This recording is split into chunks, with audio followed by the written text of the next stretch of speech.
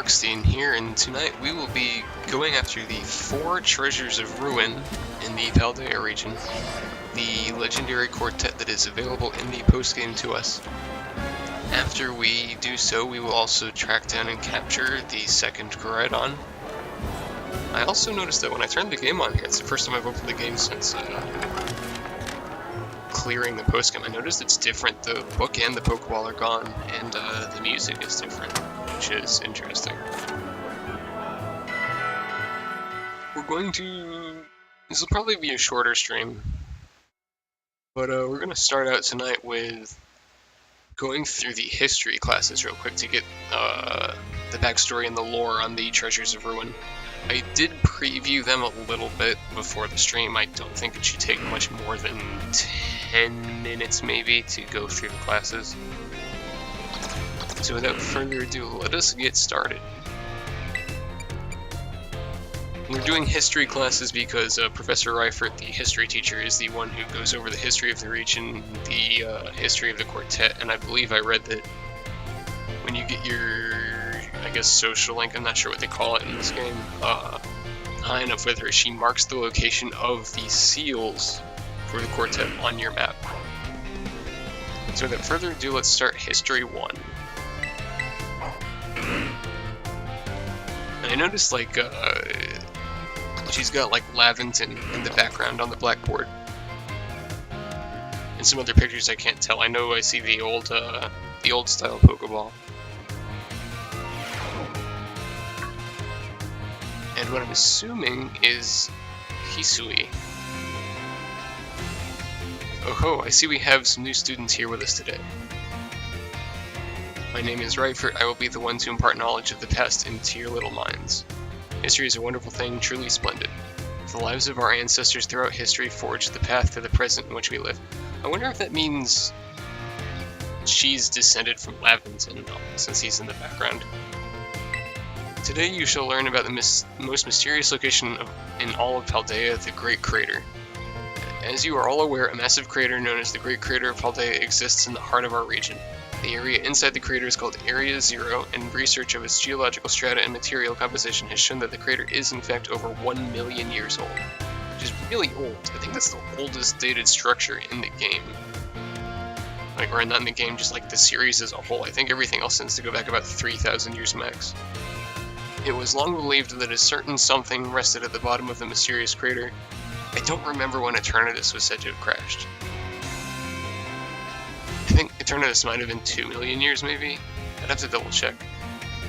It was long believed that a certain something rested at the bottom of this mysterious crater. Perfect timing to make eye contact, which is why you never make eye contact with your teachers. Young Arkstein, answer me this. What exactly was believed to rest in the depths of the Great Crater inside Area Zero? What's treasure? That is correct. You are surprisingly clever one, aren't you? I see you did your homework prior to coming to class. That's right. Some believe that a treasure more valuable than anything else in this world rested in the depths of the Great Crater. So much for dreams of treasure hunting, though, as a lab has been built in those very same depths. Oh, and before I forget, you would all do well to remember that the Great Crater and Area Zero are both off limits to all but those who have official business there. Do not dare entertain the foolish notion of gallivanting off to Area Zero in search of riches. It is no place for children dreaming of treasure and adventure. Yeah, it's really not a nice place. Very pretty, but not nice. Besides, if it were at all possible to investigate the area, I would surely be the first to do so. Oh, is it that time already? I must have gotten swept up in filling your minds with knowledge. This ends today's lesson. We will unravel more of history's enigmas together next time. She's kind of full of herself with the whole unraveling it, but history teacher's gonna history teacher. And on to History 2.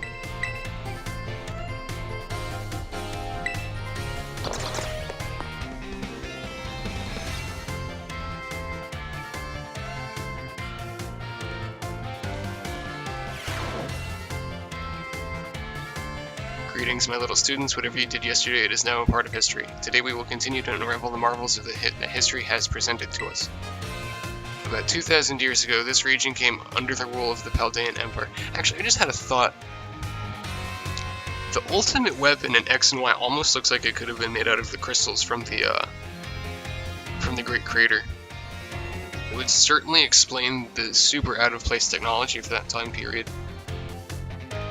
Especially since you can create like AIs and supposed time machines and stuff, it could create a weapon like that.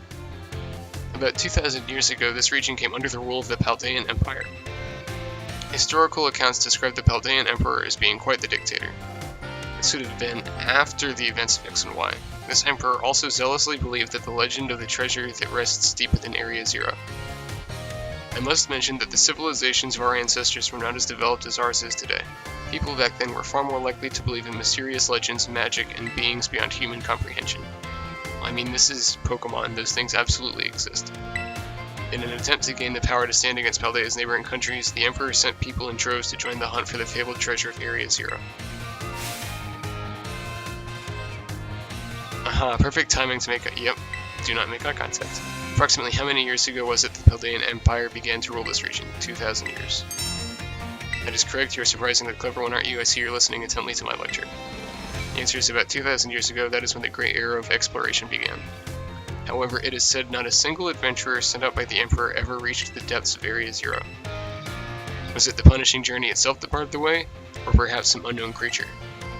The resounding failure of this great era of exploration almost certainly heightens the air of mystery surrounding the crater. Though what I wouldn't give to explore Area Zero in its untouched state at that time. I suppose I can only hope for the swift invention of a time machine. I suppose it should be foreshadowing if I hadn't already beaten the game. Or I guess maybe we've also wiped Bill inventing a time machine from the canon.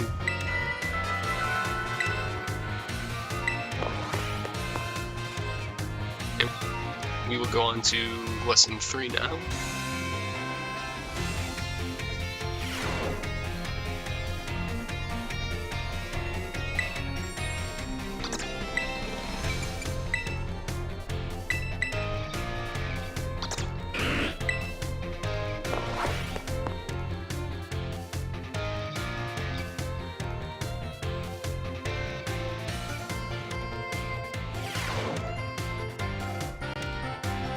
Greetings, my little students. Whatever you did yesterday, it is now a part of history.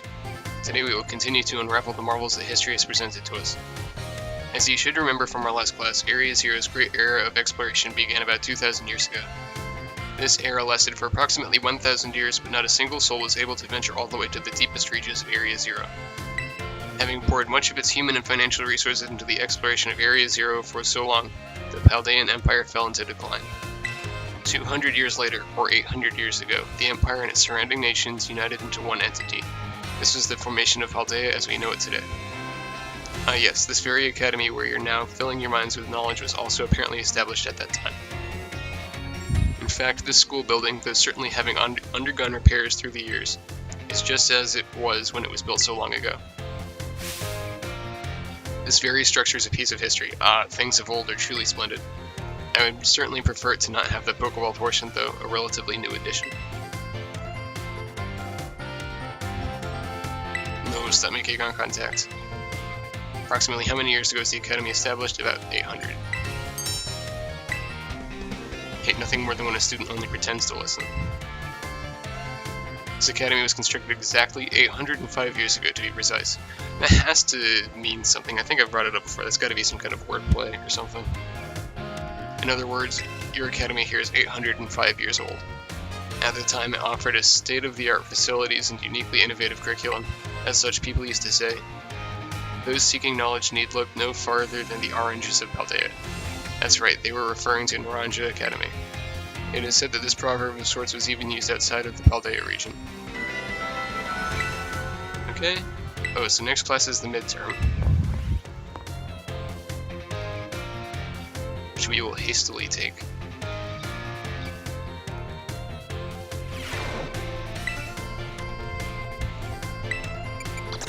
Let's take our history midterm here.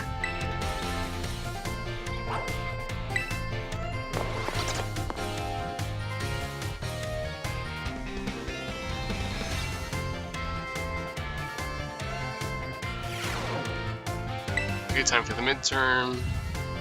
Summon your historical knowledge from the dark recesses of your minds and answer the questions. Okay, so just going to, yeah, Great Creator, Treasure, about 2,805.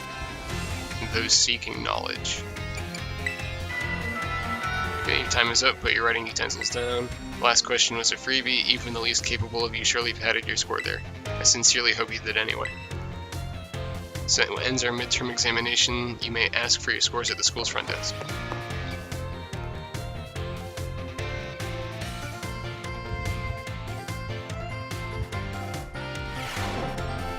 Feels great to get a test out of the way, doesn't it? No, it does not. It always feels bad until you get results back. Let's take a look at your results. You must get 3 questions correct to pass the midterm and 4 to pass the final exams. See how you did on your history test? 5 out of 5. Yay, perfect marks. Ask us to give this reward to any students who pass the exam. 5 experience candies. Okay, let's go up to whatever the next history 4.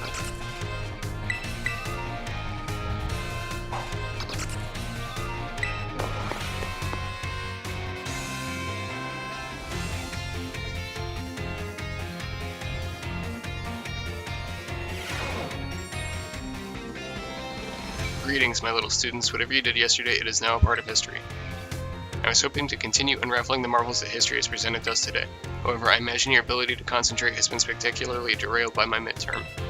I suppose changing things up for fun and variety may be a good idea every now and then. So allow me to tell you an old fairy tale that has been passed down in Paldea for generations. Once upon a time, there was a king who very much enjoyed collecting treasure. Okay, so this must be about the quartet. He was particularly fond of treasures from other countries. One day, a merchant from the east heard rumors of this king and came to meet him. The merchant laid out 4 treasures in front of the treasure-loving king. The 4 treasures were as follows: a vessel, a sword, a set of tablets, and a set of beads. Seeing such rarities before him, the king leaped for joy. He showered the merchant with gold coins and claimed all 4 of the treasures for himself. I wonder if those are the coins that Gimabull uses. Perfect timing, okay. A set of tablets. Do you think these tablets were? Probably wooden plaques for writing on, yeah? Yeah. Daily pursuit of knowledge serves you well. These particular tablets were wooden and used as a writing medium in the East in ancient times. As you may know, they fell out of popular use as paper became more universally available. For the king to consider these paper substitutes treasures, they must have been of superb quality. Or perhaps they had some amazingly profound teachings written on them.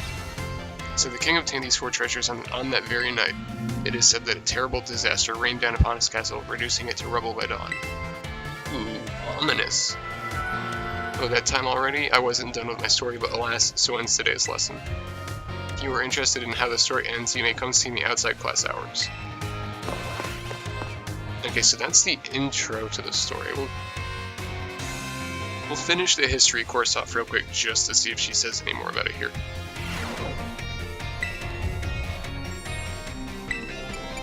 Okay, history 5. So 6 should be the last one and then a final.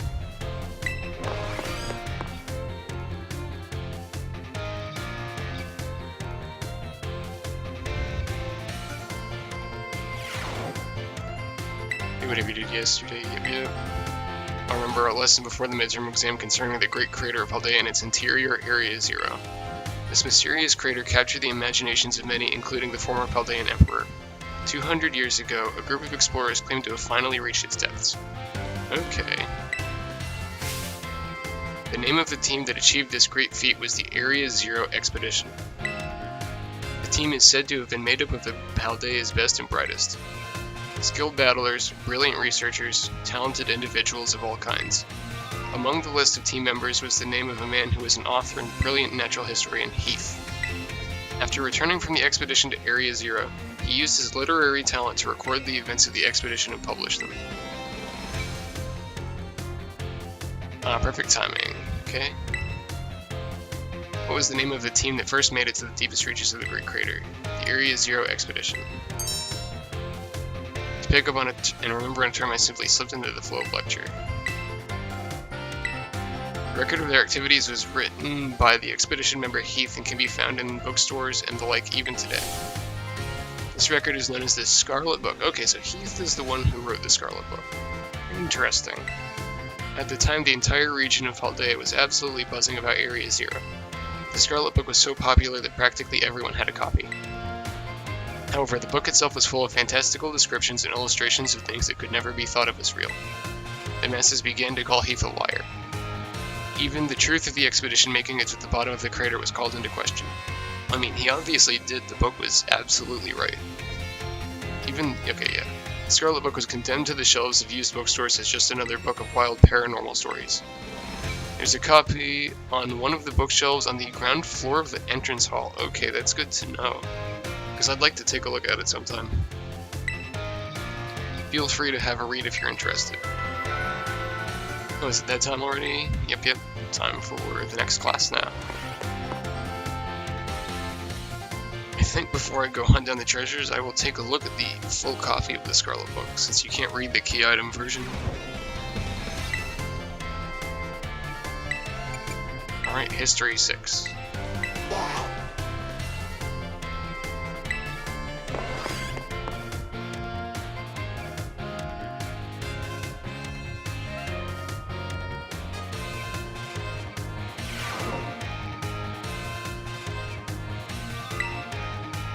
Today is our last class, so I'd like to unravel the marvels of history that has presented to us one last time. In our last class, I taught you about the Area Zero expedition of 200 years ago, correct? The last 200 years ago, 200 years is not that long ago at all. In historical context, that is no time at all. How unfortunate that our history lessons must be marched so inexorably towards the future. Would it not be more of an adventure to march toward the past instead? To start from our present and study history in reverse? It'd be interesting. So you agree with me, do you, Arkstein? Yes. However, I'm afraid I risk incurring the wrath of our dear director if I stray from the curriculum. I suppose I have no choice but to let the flow of time carry us toward the future.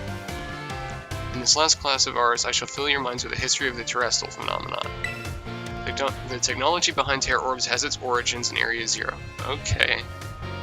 So we already learned this, but I wonder if it's possible to learn it before getting down there.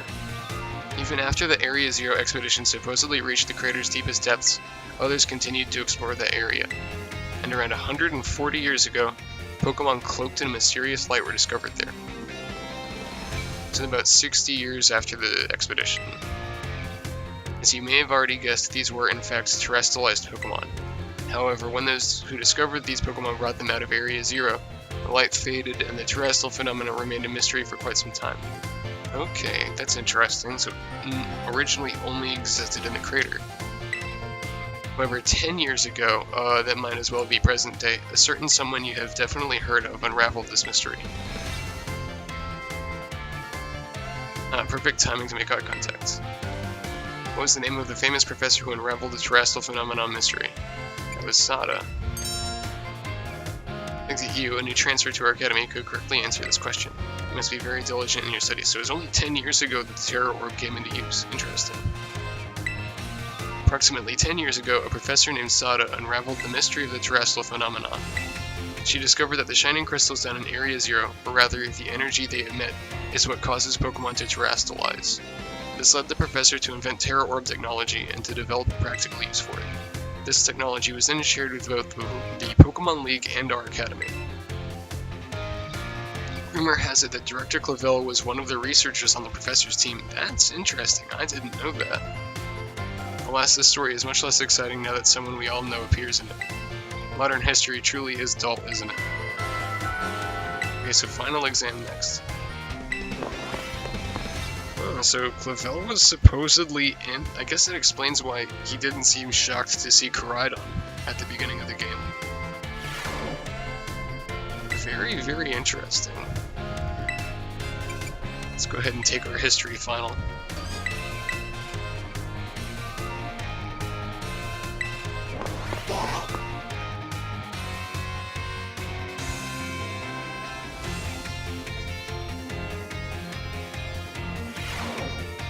Greetings, my little students. It is time for our final examination.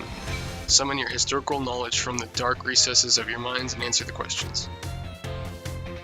What is the area within the Great Crater of Paldea called? Is Area 0. How many years ago was the Academy founded? 805. Which of these did not appear in the Paldean fairy tale about the 4 treasures? Folding fan. Which Area 0 expedition member wrote the record of the team's activities? It was Heath.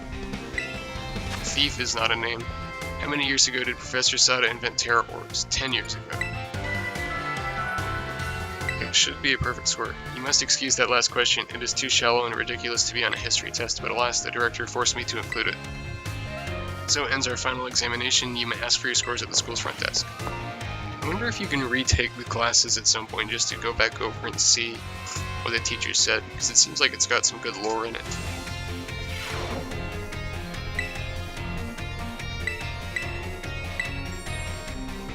Okay, 5 out of 5, perfect score. A reward for the students who pass, 5 experience candy Sam. That's not that good. Just see if you can retake them. Oh, you can revisit classes. Okay, that's nice. It'd be nice to reread the lore at some point, since it seems to be locked in classes. Okay, now let's go talk to Professor Rightfort and have her tell us about the treasures.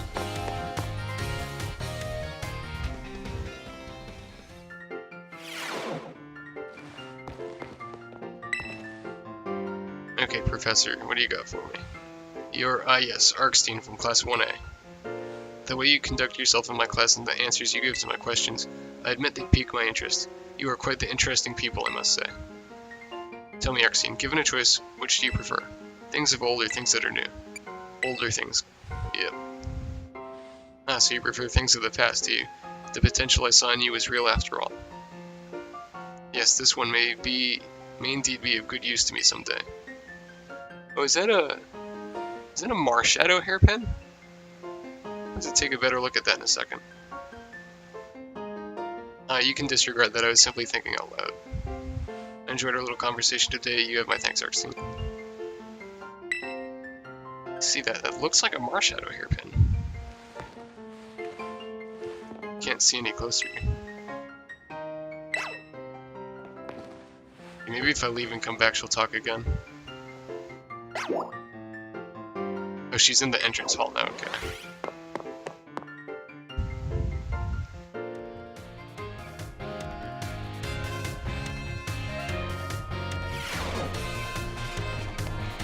But where in the... oh, here she is.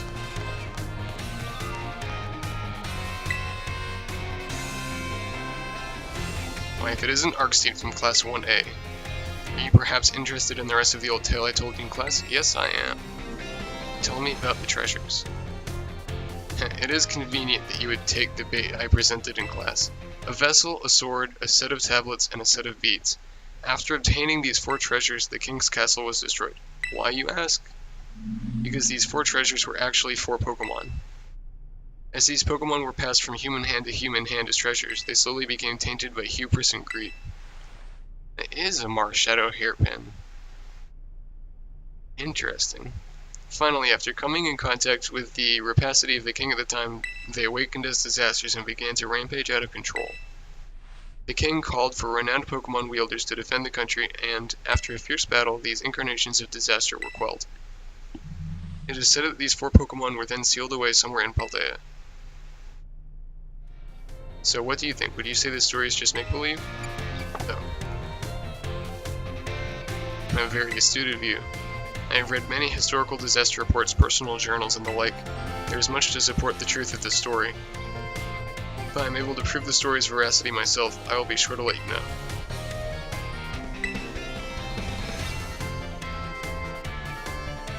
Oh, she does have a Marshadow hairpin. That's actually really interesting.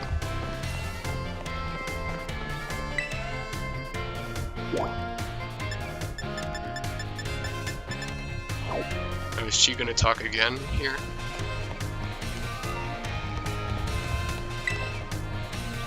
Okay, she is, okay. Arkstein, the time has come. The cursed treasures, the 4 Pokemon of Ruin. They exist. And I stumbled upon the truth in the newspaper of all places, in an interview piece with a carpenter no less.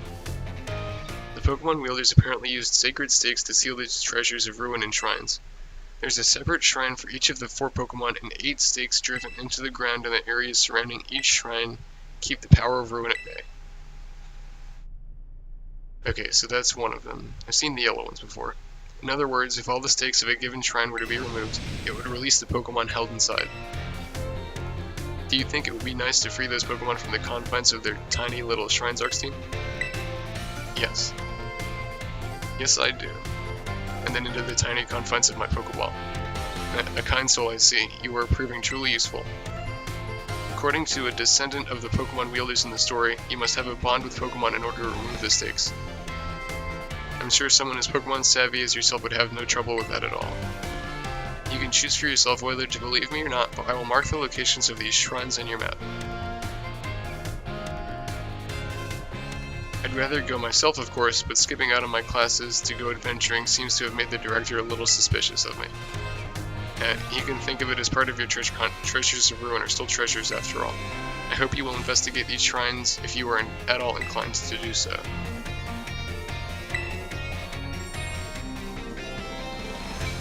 Okay, and before we take off, I want to see if I can find the Scarlet book that's somewhere here in the entrance hall.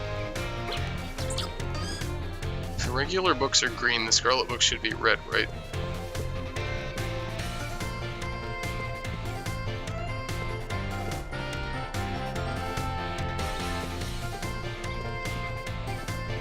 Let us see, let us see, let us see.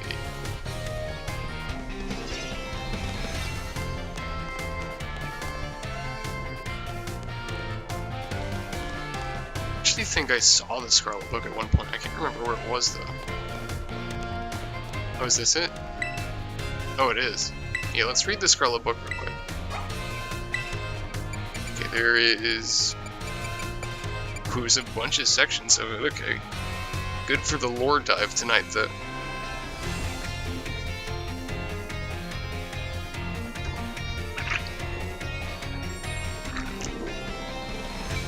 Oh, pardon me, I thought I muted my mic there.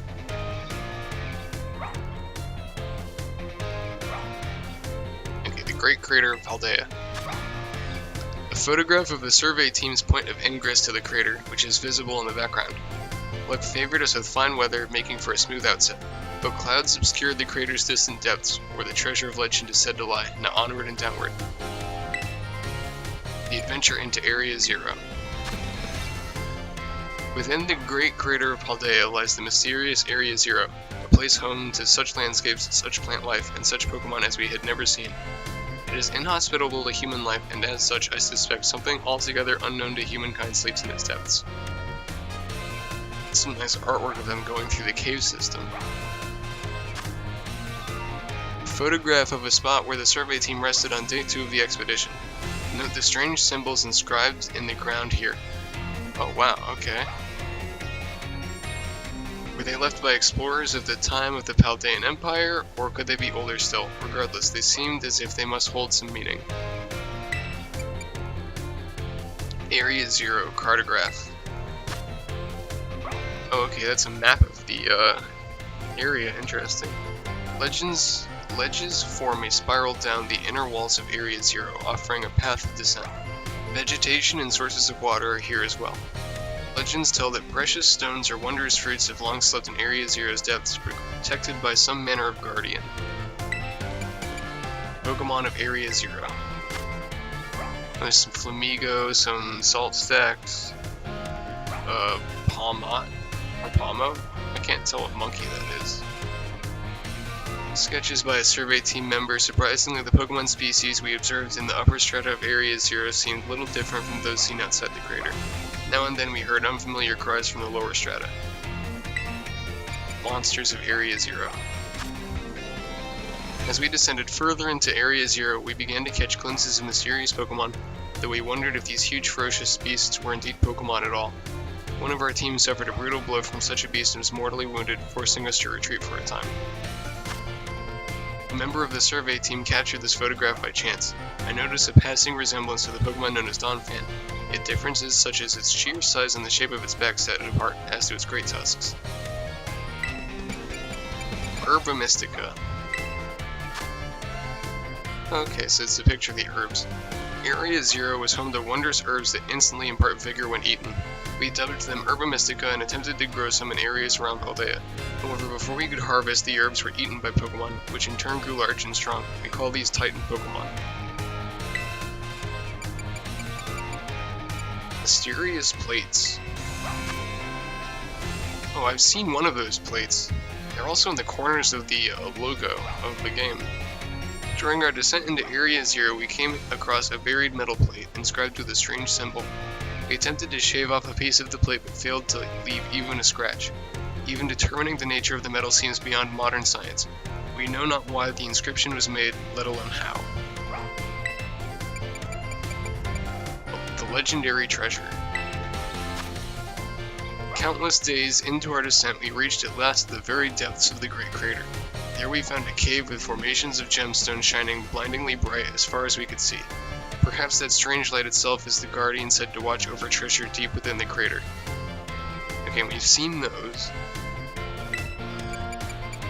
An imagined Pokemon.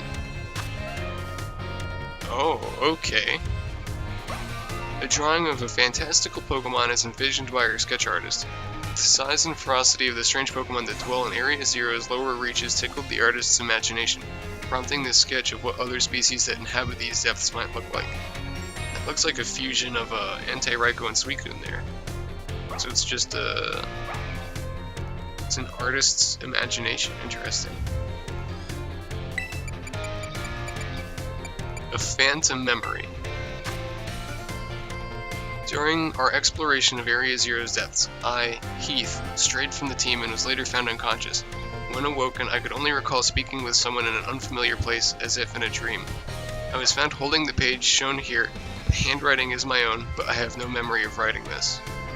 Interesting. Our generous sponsor. The author Heath, pictured with the director of Naranja Academy. The Academy's generous funding made the Area 0 expedition possible, and the data gathered has been shared with the Academy in hopes that it will aid in the institution's research work and foster future generations of scholars and scientists. Okay, so which one is Heath? Probably the one on the left, I would assume.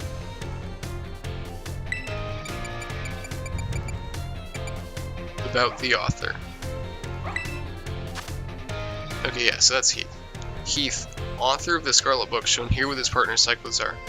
Natural historian as well as a writer, he was chosen for the Area 0 expedition and penned this account upon returning from the Great Crater of Paldea. Cyclozar aided the expedition as well by bearing the team's luggage and equipment. Okay, Isk Pokemon. Interesting. So this one looks corrupted. Ooh, what is this? Something Pokemon. While separated from the research team in the crater's depths, I found a strange entity. Whether it was a Pokemon or even alive at all, I know not. It bore a shell with layers of overlapping hexagons and gleams brighter still than limestone, I'm assuming. No, gemstone, probably. Viewed as a whole, it resembled a mysterious, brilliant disc.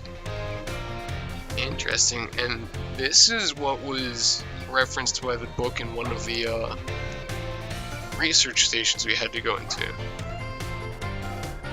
It even looks like it somehow corrupted written text. Interesting. That must be what the third legendary in the DLC is about. Very, very interesting. I can't even, it's some kind of dragon, or maybe an egg of some kind?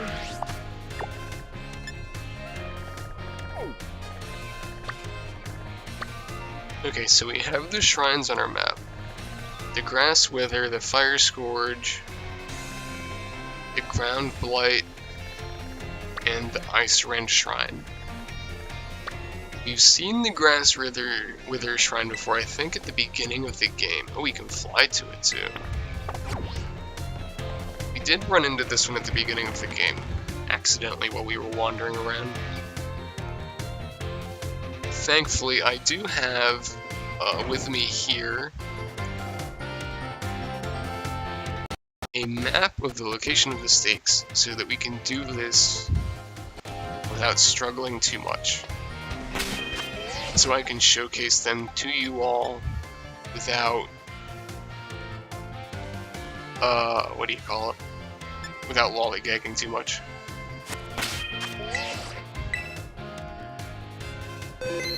It does appear that you need just about every single, ride upgrade. High jump is obviously unnecessary, but you do need glide, and especially rock climb. Okay, so we're going to fly to Los Platos and head about southwest from the Pokemon Center, up to the top of the mountain back here.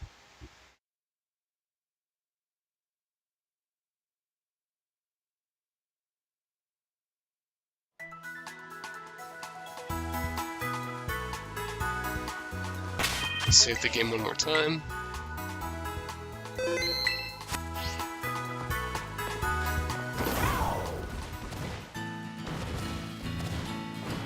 Oh, there's a TM here.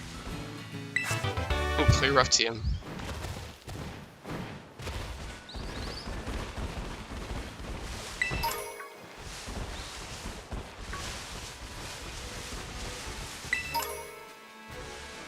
And we go up higher still, and it looks like it should be up here.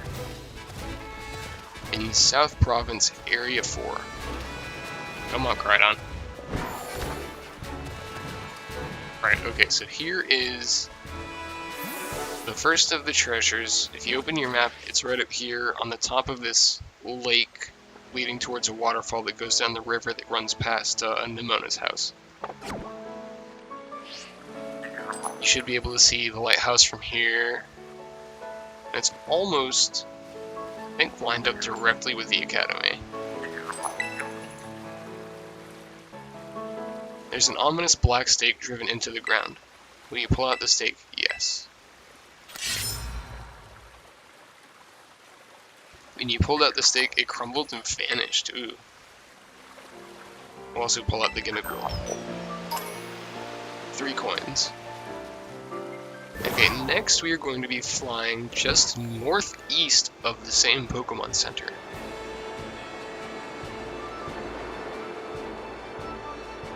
Up on top of this ledge here. Falling a bit too fast now.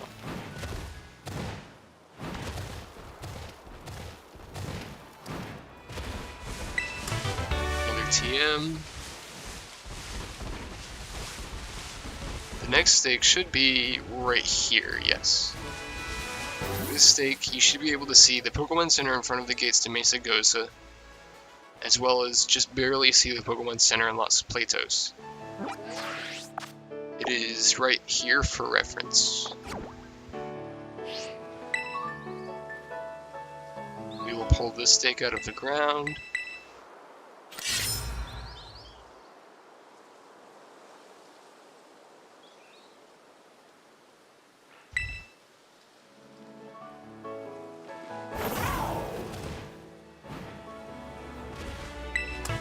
Next we will continue heading northeastward. We're going to be going up this mountain here.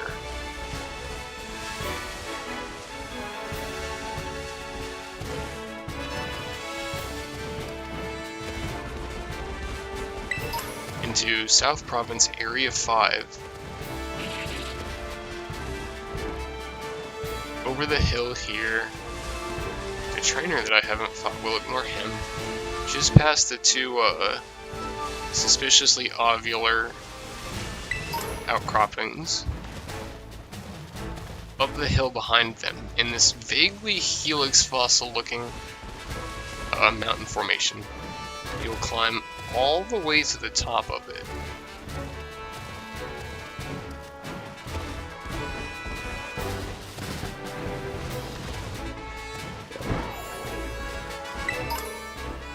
Continue going upwards.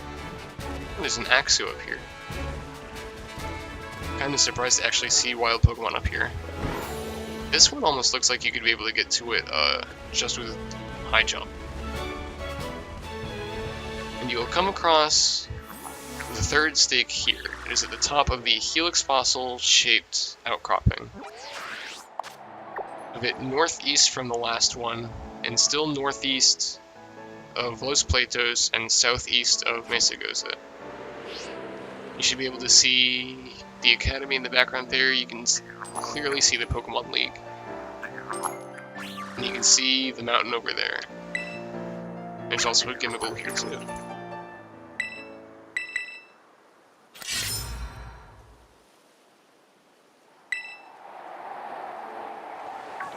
We'll grab the Gimmighoul. For our next stake, we are going to be flying over towards the riverbank. Almost due north, a bit of a north-northwest direction.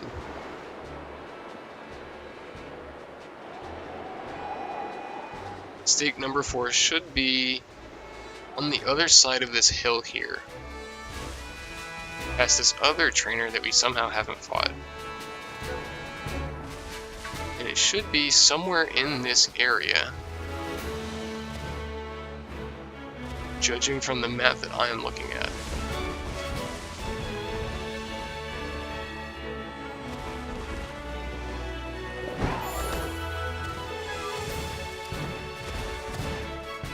It should be right around here.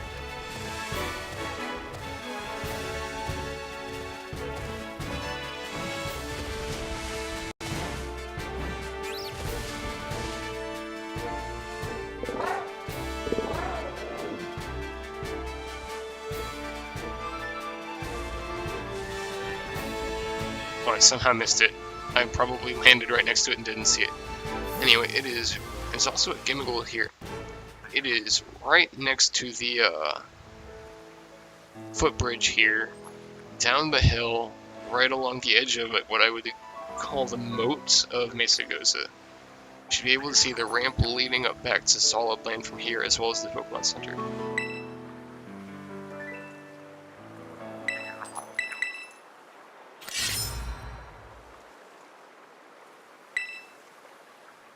We will grab the Gimmighoul and then continue heading northeastward into the Craigie area.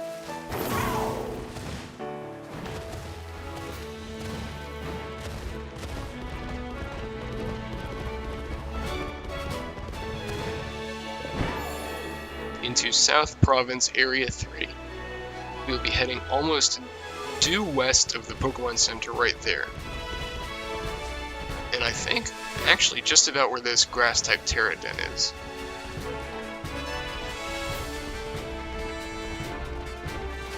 You'll climb the hill here. It should be somewhere in this general area. Yes, it's actually right up here next to where this grass Koraidon spawned. It is just about due west from the Pokemon Center right here in Area 3 of the South Province. So I would say almost equidistant between that Pokemon Center and the one right there. And you should be able to see both of those clearly from here.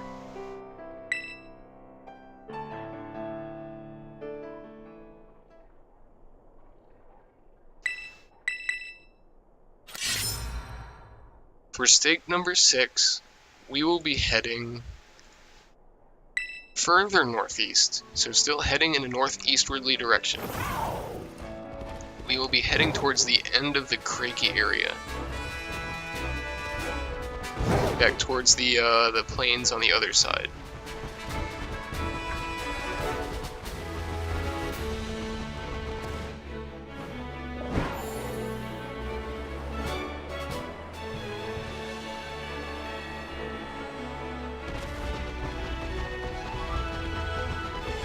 It should be just about north-northwest from the top of this tower. And so we will fly to the top of the tower here to fly to the spike.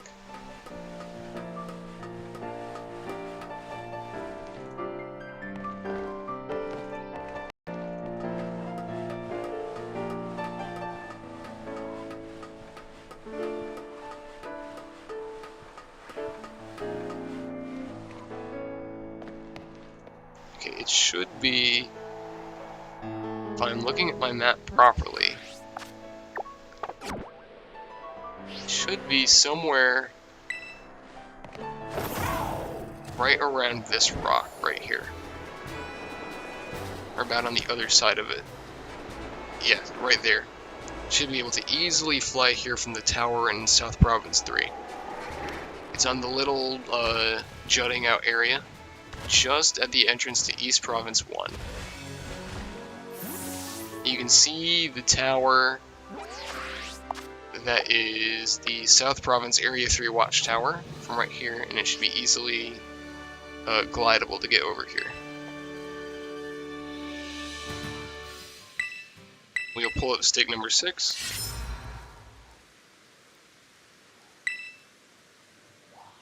For stake number 7, we are actually going to fly right over here to the Western Pokemon Center of Artisan. So we'll be moving now in a southeastwardly direction. The stake, it appears, should be right outside of this Pokemon Center, almost due south. So it looks like right up this this wall here. Yes, it is directly due south of the Pokemon Center that is at the western edge of Artisan. And so we will pull this stake out of the ground for stake number 7.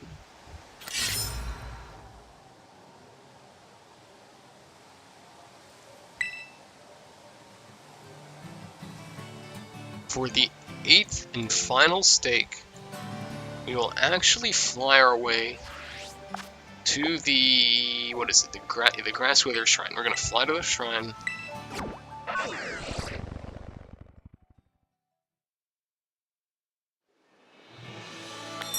And stake number 8 should be right above the shrine.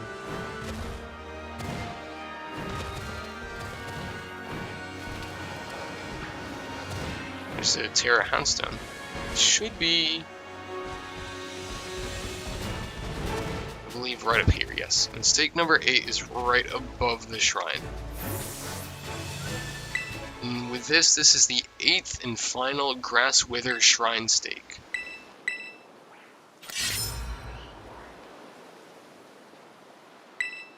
Skrrr. You could hear the cry of the Pokemon. You heard a mysterious cry coming from the shrine. So we will now go into the shrine. It has been unchained in order to confront the Pokemon sealed within.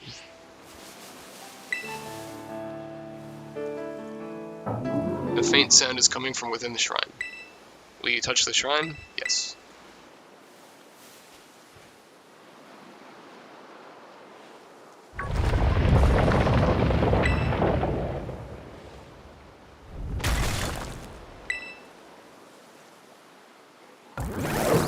And it came out of the shrine. Oh, that's neat. Its eyes are up there. Okay. Okay, it attacks immediately after coming out of the shrine. And this is Wochien.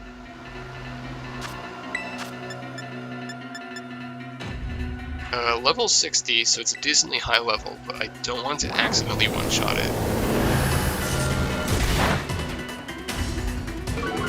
Okay, special defense fell.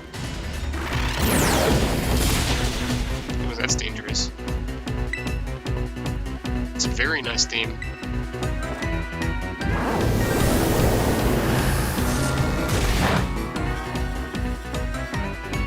Ruination.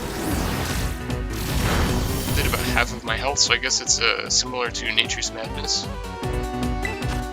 Okay, let's switch to Dunsparce here for a paralysis proc.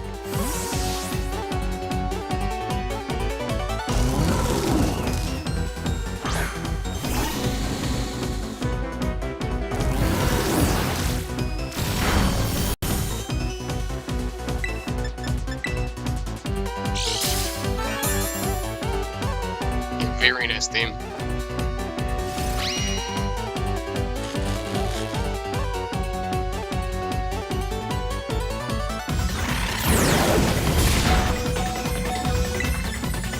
Let's drill. I think it lowered attack. Yeah, okay. his power whip too. It's one more drill run to knock it into red.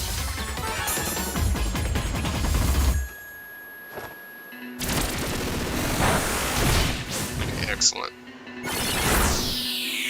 Okay, we'll not be sending in something weak to grass.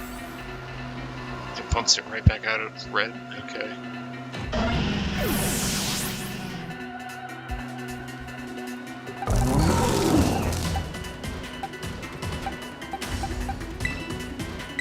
Okay, let's send in Glamora here.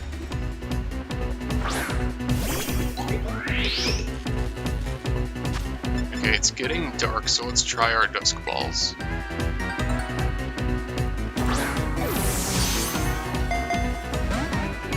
The dice, huh?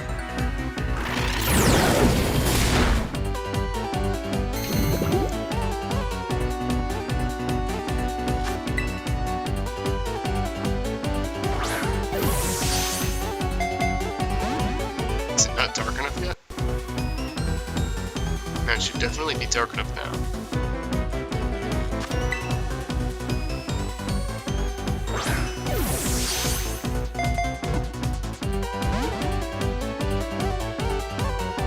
It's good to see that it's not like easy capture. It's gonna make you work for it a bit.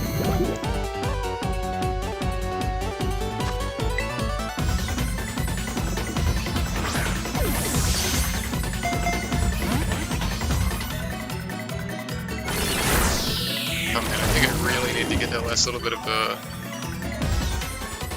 get it back down into red.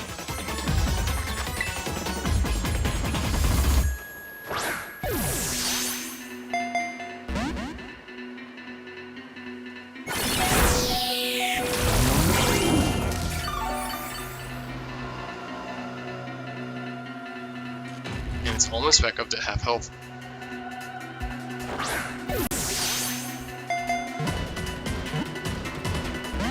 Only 2 shakes that time. So Power Whip, Ruination, Giga Drain, and Foul Play.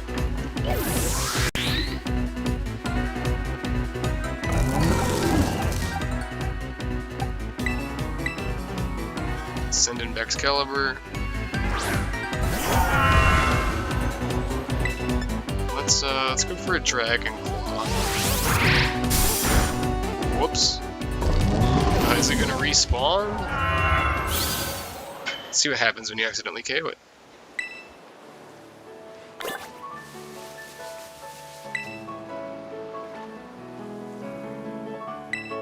won't open again for a little while, so I'm guessing it's probably locked now for about a day.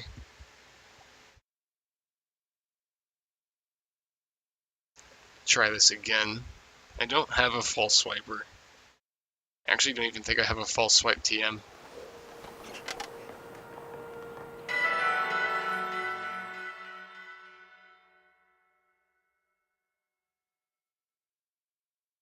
I don't even know anything on this team can learn false swipe.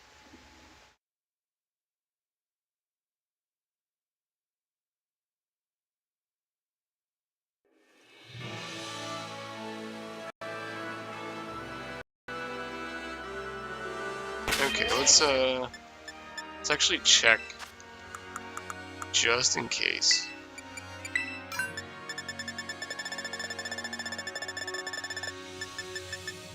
Yeah, I don't even have a false swipe TM.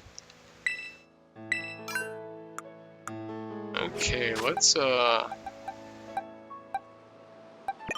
lead with the Dunsparce this time.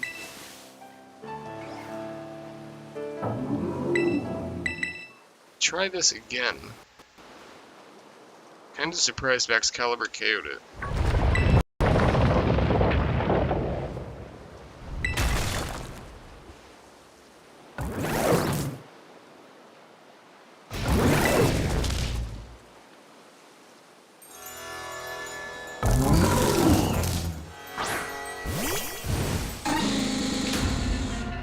It weakens the attack of all surrounding Pokemon. This is the tablet.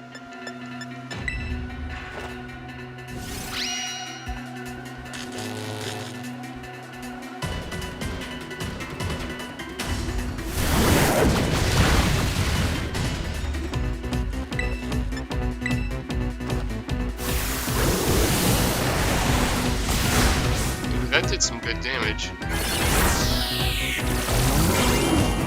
It's with attack being weakened? That is surprising, actually. It's with Hyper Drill again. Okay, this should be good. Okay, stop doing that.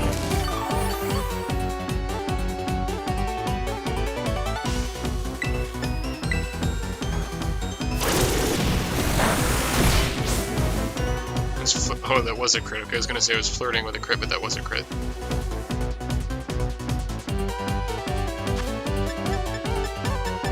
Okay, that's not a Dusk Ball.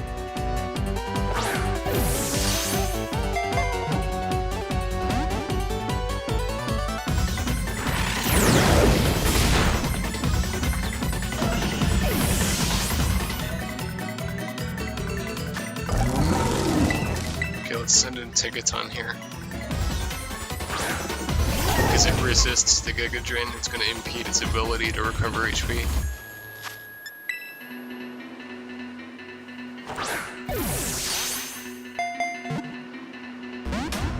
Only one shake that time, huh?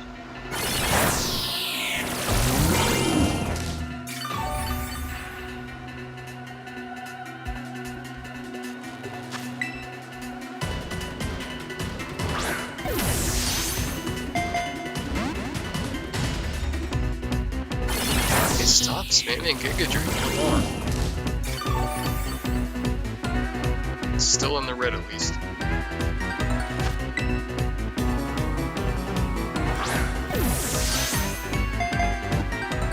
Oh, come on. Come on. Oh, nice. There we go. Much less hassle this time. Wo-Chien was caught.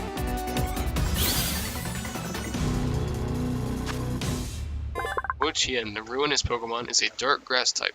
The grudge of a person punished for writing the king's evil deeds upon wooden tablets has clad itself in dead leaves to become a Pokemon. See its summary.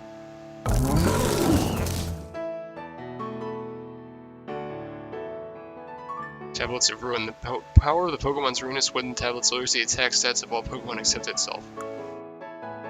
Interesting.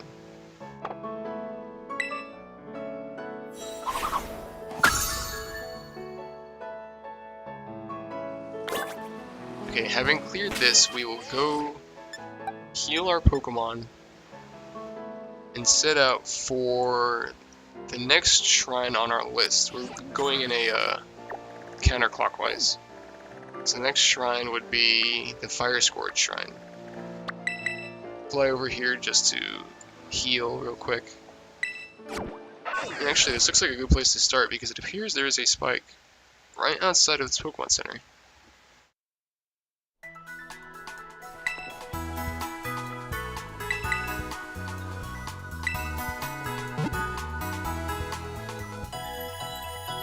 And before I start this round of spikes, I will do a quick audio check. I will be back momentarily.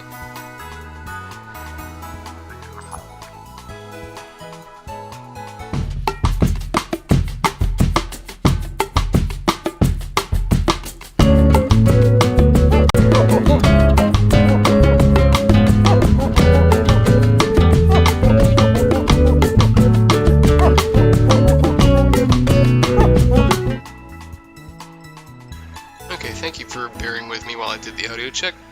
We'll now resume the Fire Scourge Shrine.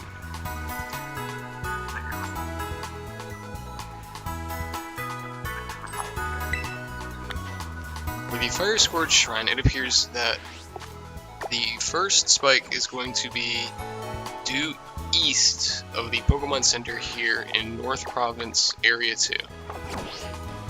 This is right about where Ares Team Starbase is. It should be right up this hill here.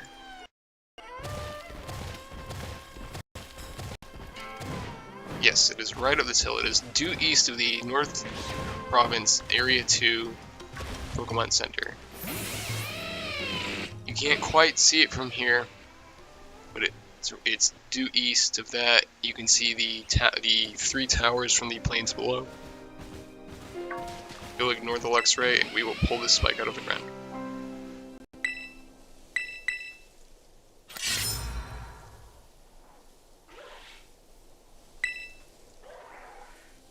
For the next stake, we are going to fly over to the North Province Area 1 Pokemon Center and head a little bit north-northeast.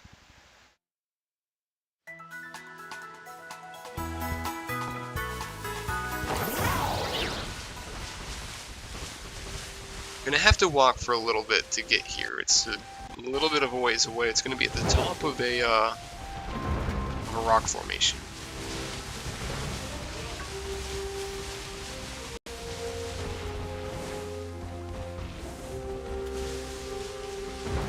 Might have just walked past it. I think it should be this one, actually.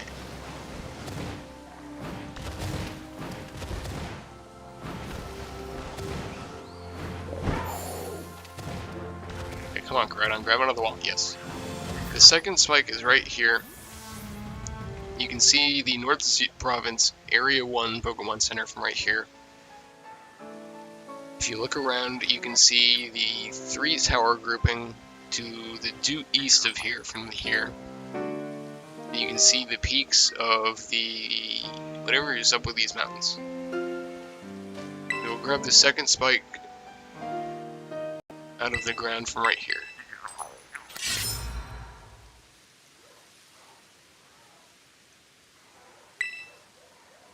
And we'll pull up the map real quick just so you get a good look at it. It's at the top of this outcropping here.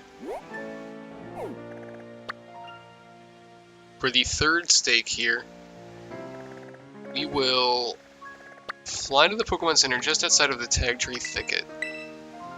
This grouping is a bit more spread out than the past one.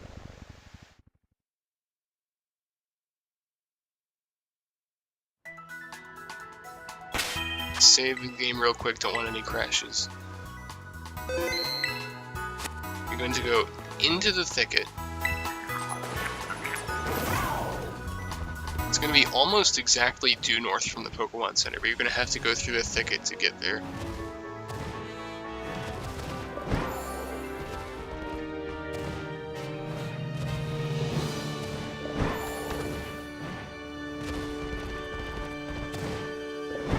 So you'll enter the thicket from the Pokemon Center. You'll ignore the Arrokuda outbreak that is right there, unless there's a shiny.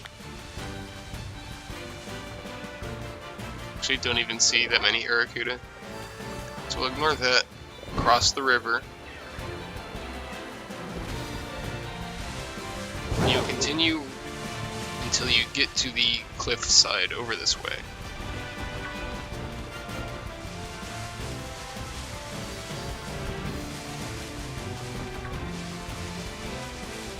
Right along the curvature of the wall here, you can see this tree on the wall. You're going to want to go up right about under this tree. And you will see the next spike right here. You can see the tower way off in the distance there, and it's just about due north from the Pokemon Center right outside of the thicket. Be aware of getting accosted by Hawlucha and Honchkrow, who couldn't even run from this Hawlucha. At least Hawlucha missed.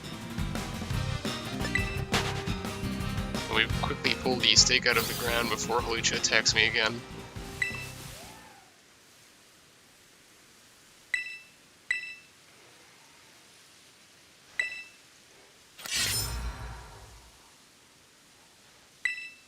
Okay, very good.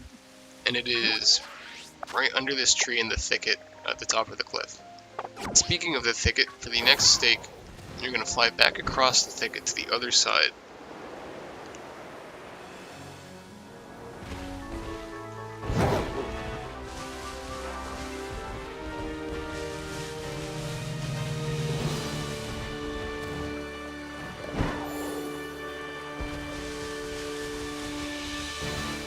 Then you go into or around the Team Star base here.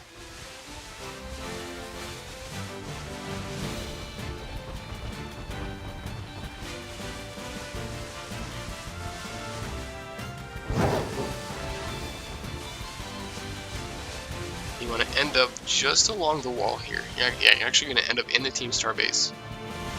And you see this little kidney bean shaped lake here? We're going to go up the wall behind it.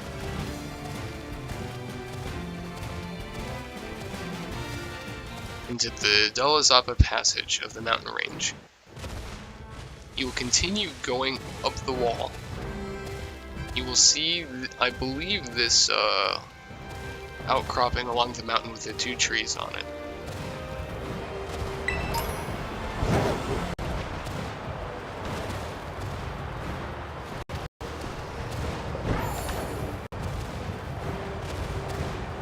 I believe it should be right up here. Yes, it is. It is.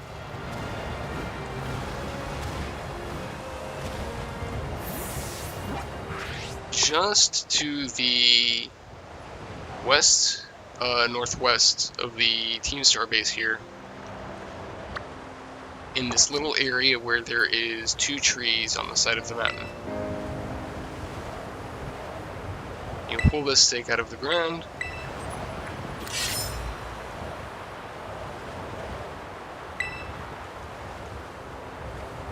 and check the map again. It is right in this area on the side of the mountain. For the next stake, I'm going to fly all the way to the north of Laventia, because these are spread quite a bit apart.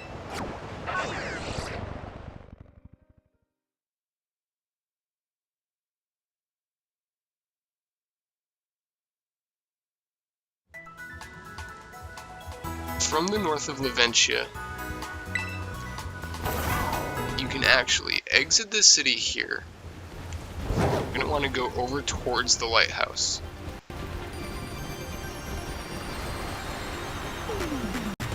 So you head into East Province Area 2 on the way over to the lighthouse outside the city.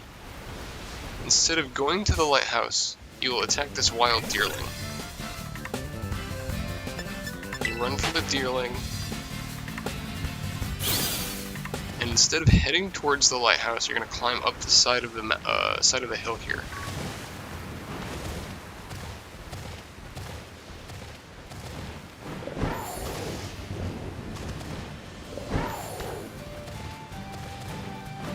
You keep going all the way up to the top of the hill, and it is right here. The solar beam team, nice. It's right up here on top of the hill, next to the lighthouse, north of Laventia. And just for a marker on the map, it is right here. Pull this stake out of the ground.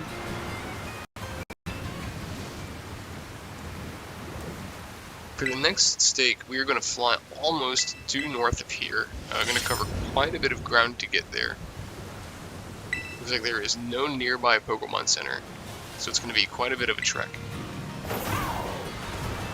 You're going to cross the mine here in East Province Area 3. You're going to want to be heading just about due north.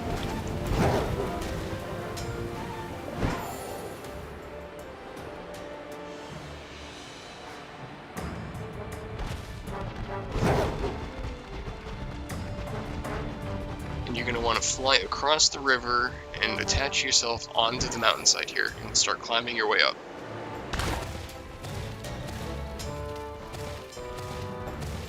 It's a bit of a climb because this is a very good sized mountain.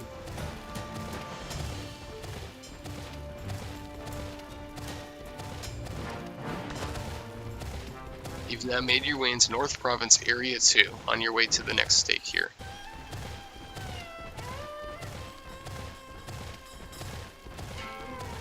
Once you get to the purple spike here, oh, a seed bomb team, nice. You're going to go to the right of the purple spot on the mountain and start making your way towards the map boundary. The stake is right down here in Ruins, right next to the map boundary. It is just south of this little plateau here, just north of the massive mountain, north of the mining area. You'll pull this stake out of the ground, and this will be your 6th stake if you're doing it in this order.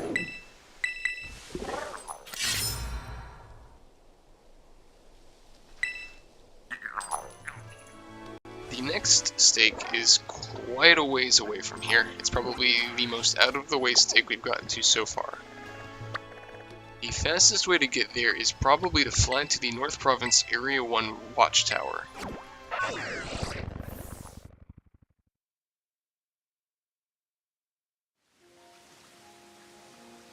We didn't get put on the watchtower, that's interesting. I'm gonna go up to the top of the watchtower just to get some distance for flying.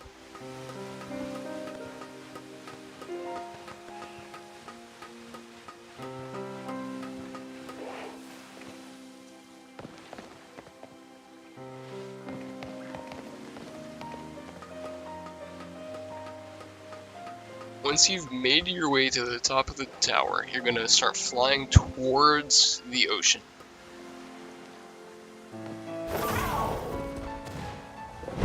So you'll take flight, start heading towards the ocean. You're going to be heading towards where you see the delta that pours into the ocean there.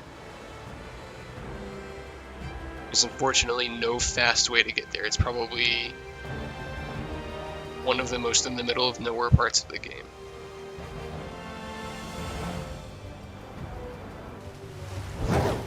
I'll start swimming here because the flight unfortunately does not go very far in this game. But you want to stick close to the coast because it's going to be just off the beach.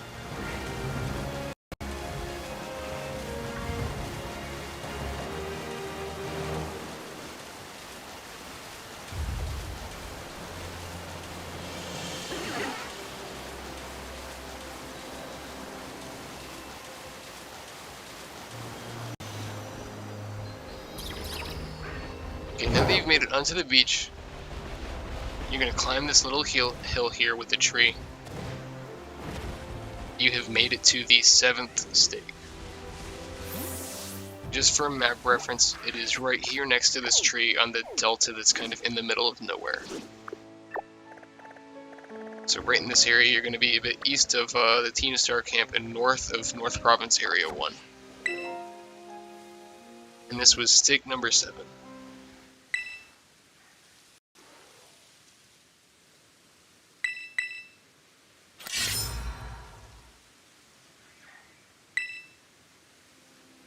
For stake number 8, we're going to fly our way back to the Fire Scourge Shrine. It actually looks like we cannot fly there, so we're going to instead fly to North Province Area 2.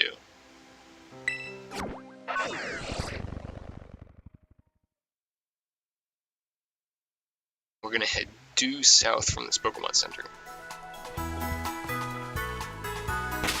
Pop a save real quick while we make our way over there.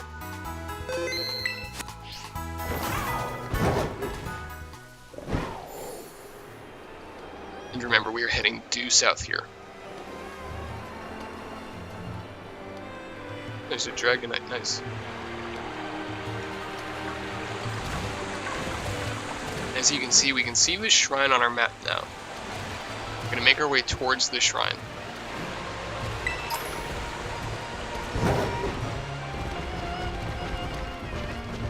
Instead of going towards the shrine, where you're going to go a little bit south of it, we should be going up this cliffside here.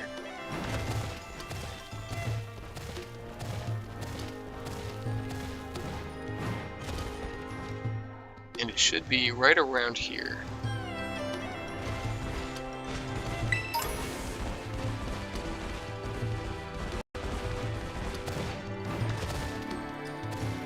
Might be a little bit farther back from here. This one I'm not 100% on.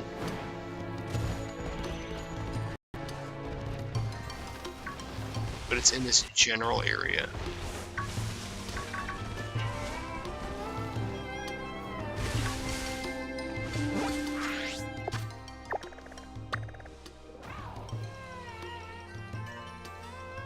And we might have actually gone too far south here.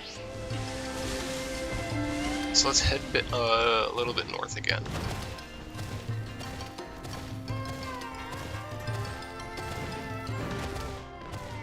Let's get ourselves to a vantage point and see if we can't see it.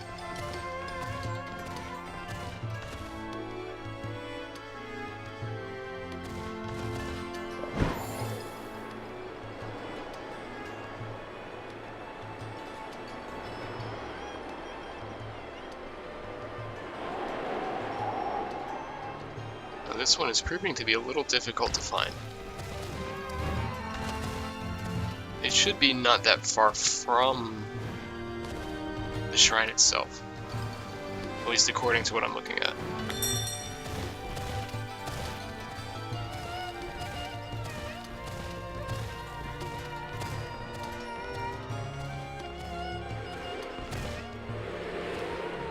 Okay, right.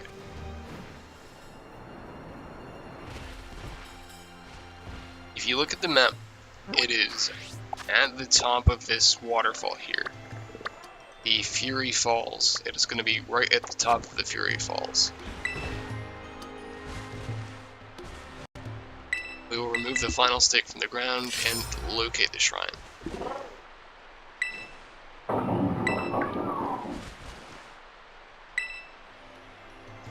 Okay, it looks like I pointed myself towards the shrine.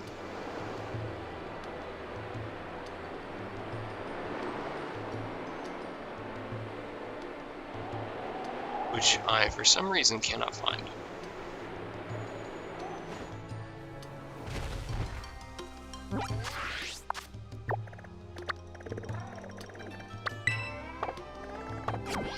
Okay, let's just try to find exactly where the Fire Scourge Shrine is. It looked like it should have been right about there, but I didn't see it.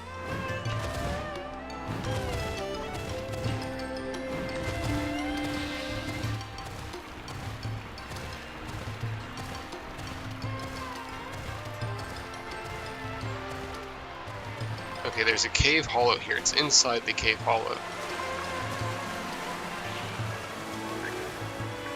There's actually quite a lot of Pokemon in here.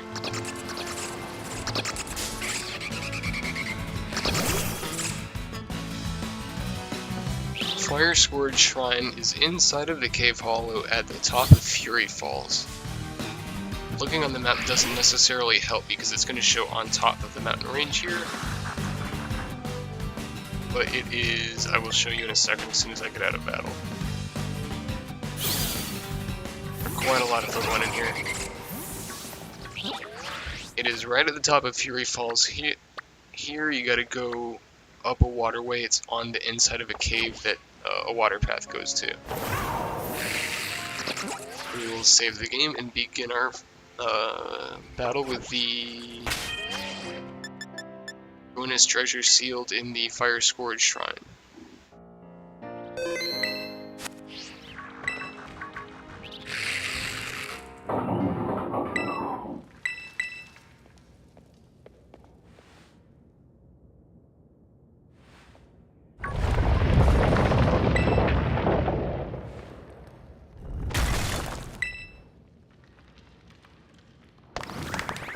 That's a cool looking Pokemon.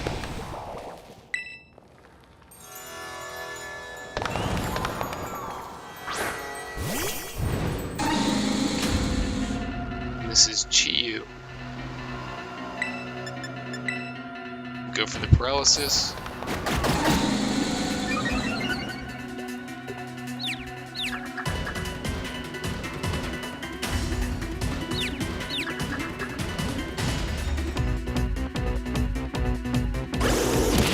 Come on, Dunsparce. Let's get the paralysis off.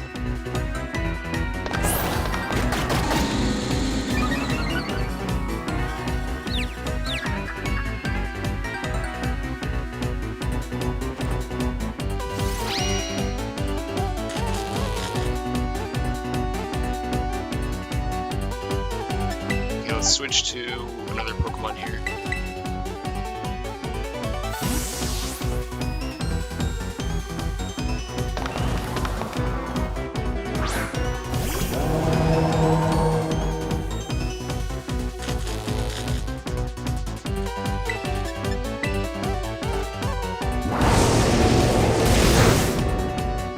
Okay, it did good damage. Stop using Swagger.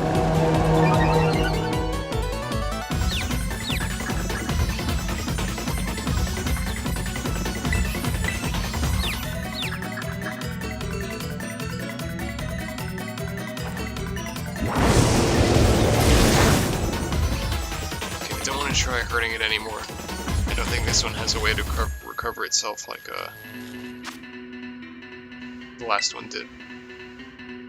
Wu-Chen, I think is what his name is. Ooh, that didn't even shake once.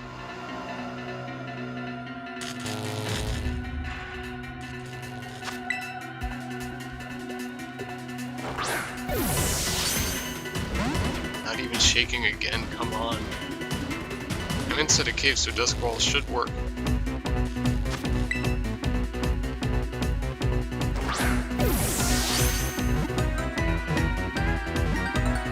Okay, nice capture. Not nearly as hard as Wu-Chen.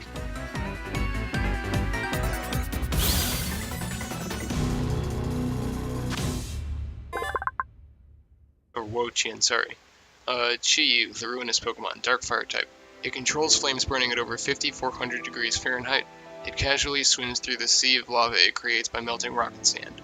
Ooh. It's dangerous for such a small Pokemon. Okay, and as we continue to head counterclockwise, first we'll open the map before we get attacked by Sableye. We will be heading towards the Ground Blight Shrine. These spikes look to be at least a little bit more coordinated. First, we will fly to the Glaciato Mountain Pokemon Center. Apparently we can fly from inside the cave, which is nice. Fly to the Glaciato Mountain Pokemon Center. Heal up our Pokemon.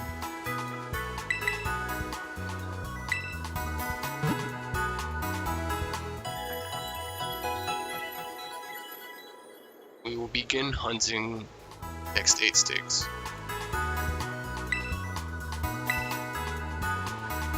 Okay, first we are going to want to head almost due south of the Glaciato Pokemon Center.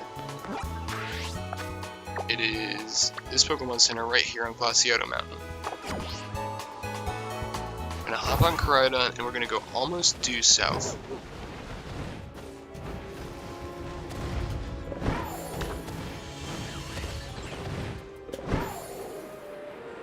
Towards this outcropping over here. It'll be just on the other side of this waterfall.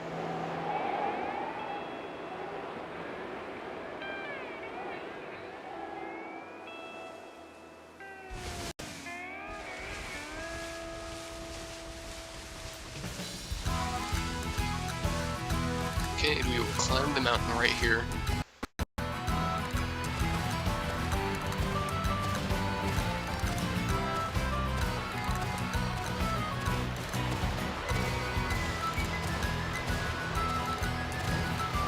We can see the first of the 8 spikes.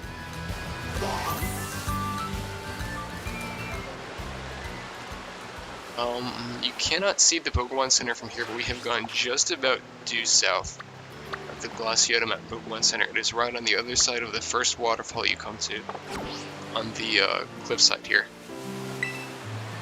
You can see Medali City from up here as well.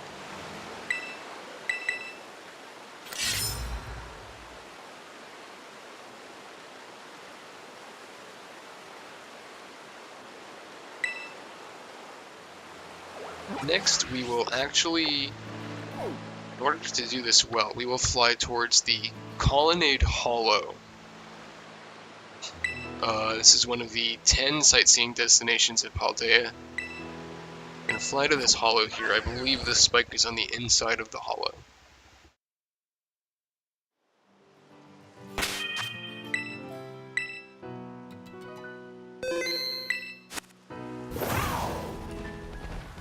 We are going to head into Colonnade Hollow here. I believe we have seen this spike before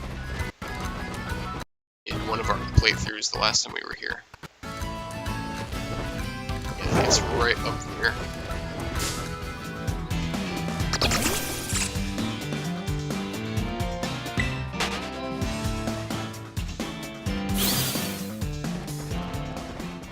Climb this outcropping right here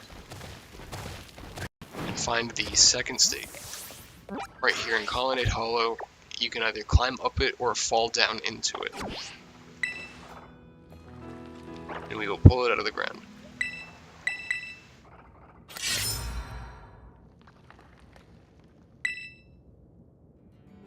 For the next stake, it's not that far away from here actually. You're going to want to go right to the outside of the hollow.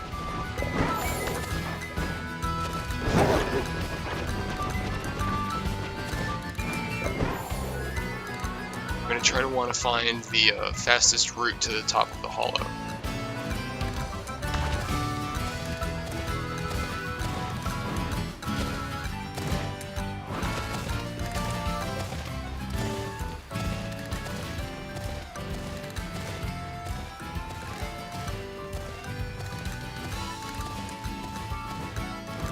Once you are on top of the hollow, you're going to want to backtrack a little bit, because it's almost right on top of where the last one was, just at a higher elevation.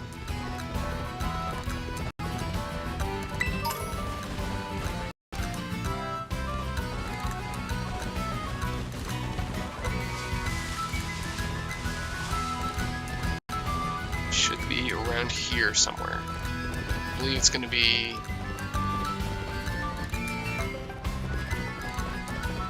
should be around in this location somewhere.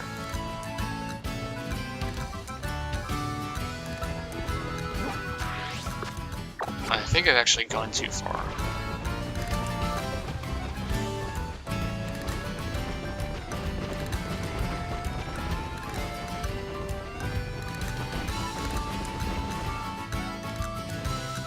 It actually appears to not be up here, but maybe... it's actually not up there, it's right down here. Right along the riverbank. Right next to the bridge over here. It's actually right in plain sight, the best place to hide something. We will pull it out of the ground. It's actually just south of a tower also.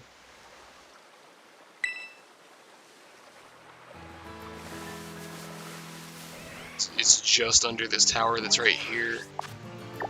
Actually fly to the Koraidon watchtower number 1.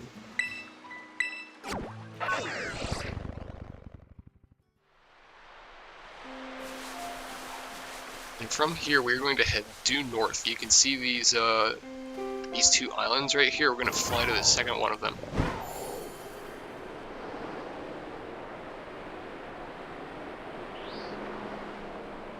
For stake number 4.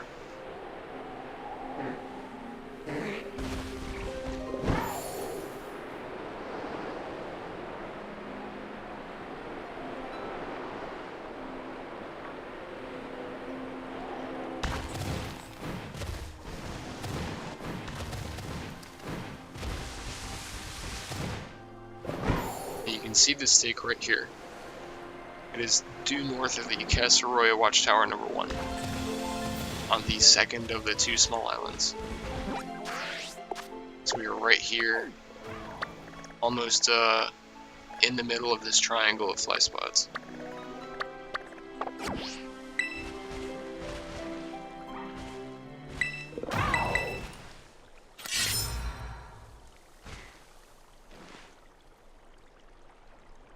We're going to backtrack a little bit once again.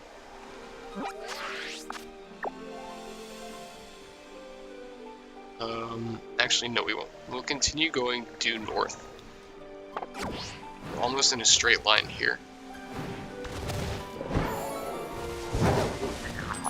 Continue going due north to the other side of the lake. So we're going to cross the entirety of the lake here.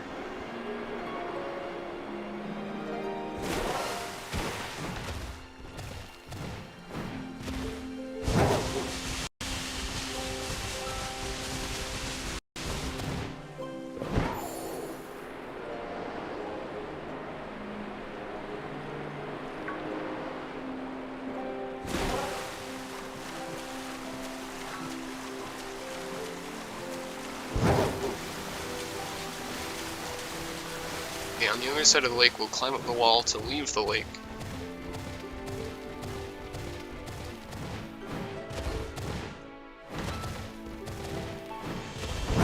We're almost, you see that cave right there? We're going to want to go up above that cave.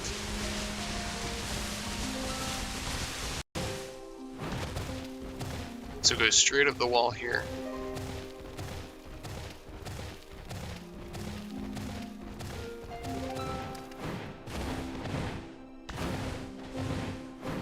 Straight up to the top of here. Oh, there's a Spiritomb here. And it should be around here somewhere. If my eyes are not deceiving me.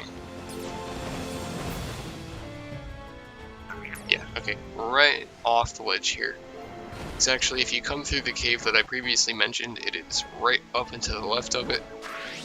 It is right here on the map, just at the very edge of the Glaciato Mountains.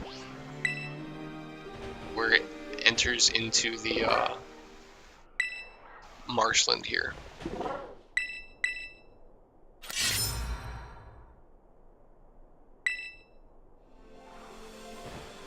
Okay, we are next going to fly all the way back to the Colonnade Hollow fly spot that we originally flew to.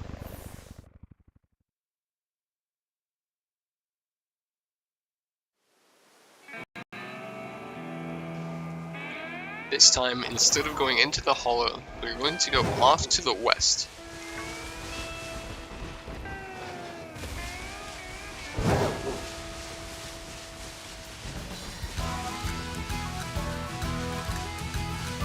We want to go not quite to the lighthouse, we want to actually cross the river here.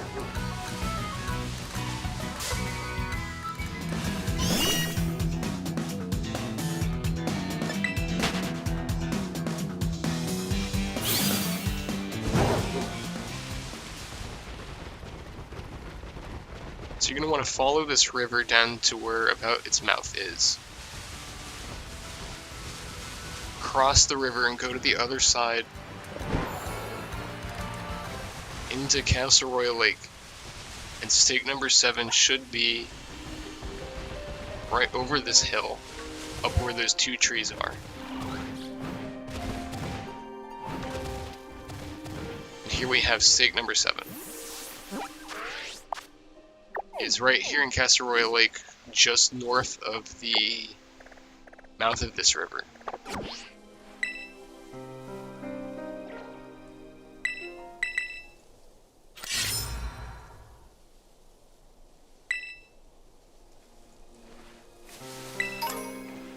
For the 8th stake, we are going to go due north of here. We're going to cross another mouth here.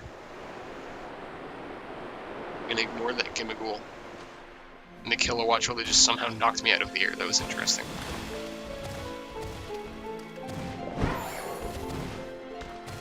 I didn't know they could do that. I'm going to continue going due north.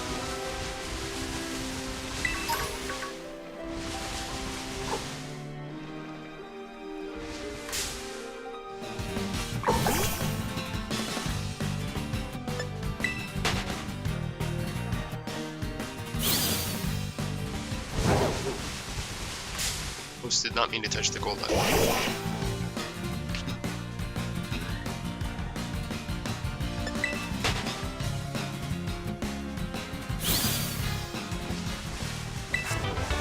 Giga Drain TM, that's nice.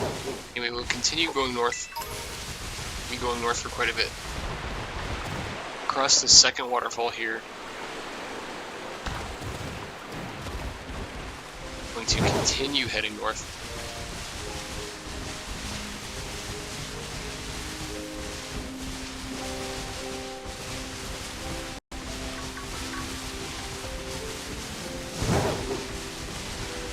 Right across this last mouth right here and up this rock face. And here you have stake number 8 for the Ground Blight Shrine. Right in the easternmost edges of Castle Royal Lake.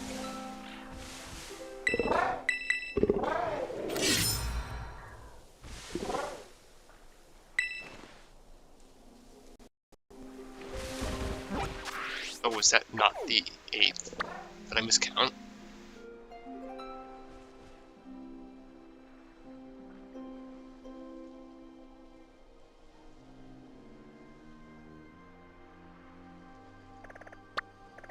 believe I might have miscounted. I might have missed this one right here.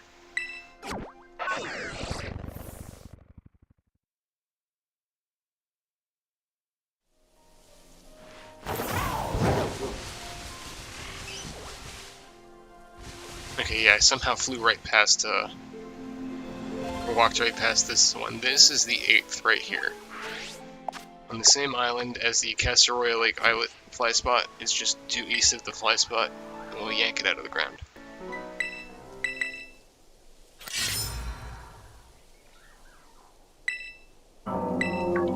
And we will now head just about due north, more north-northwest, over towards the Ground Blight Shrine. And this one was, again, due east of the Casseroya Lake Islet fly spot.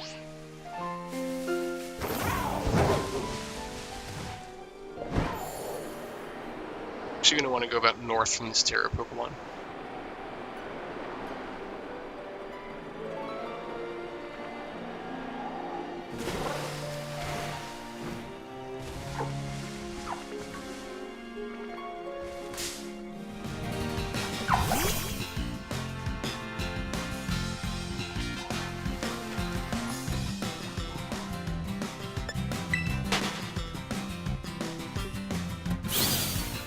Tatsu. Okay, so snuck up on me here.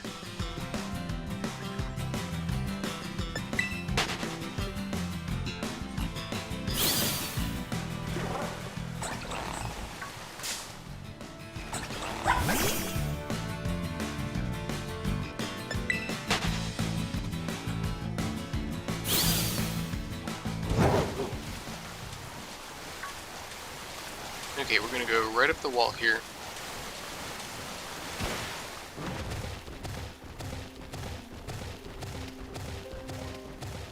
Into the Scarlet Trail.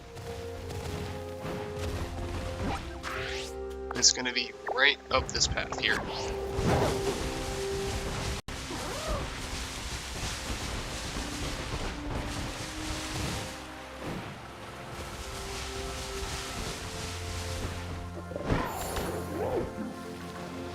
TM real quick.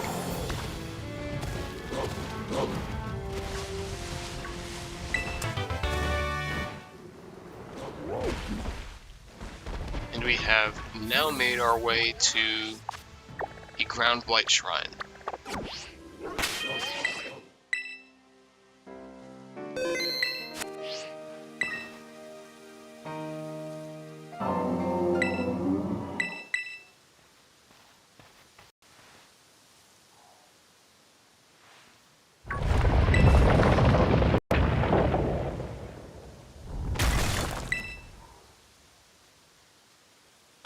This is, I think, the goofiest looking of the treasures.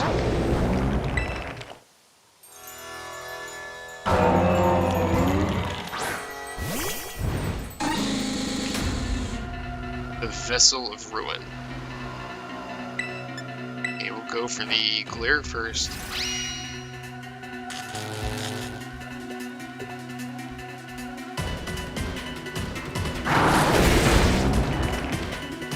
It's good damage.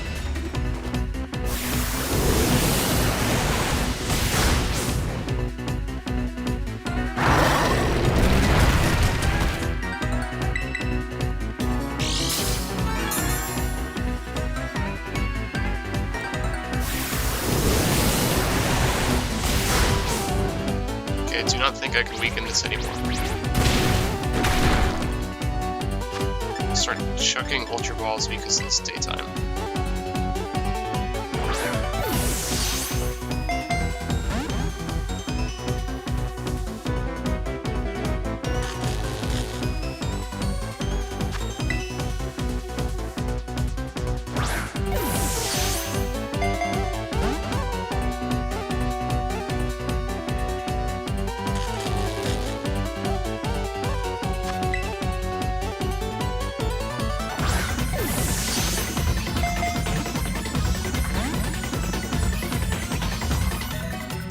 Almost looks like a tiramisu.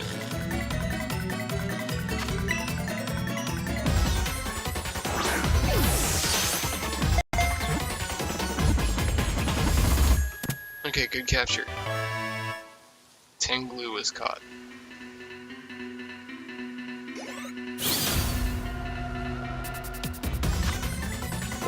Tinglu, the Ruinous Pokemon, it is dark ground type. The fear poured into an ancient ritual vessel has clad itself in rocks and dirt to become a Pokemon. And that was the third of the 4 treasures.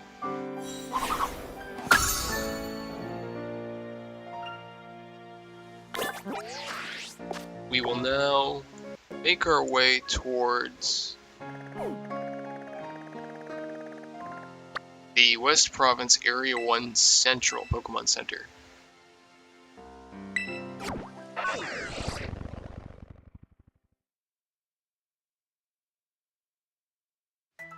Actually, this isn't the best place to start. We'll heal our Pokemon here, but we're going to fly again in a second.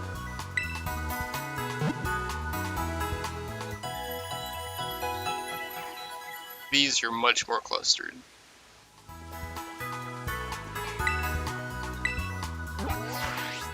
Okay, first we're going to fly to Koskarafa.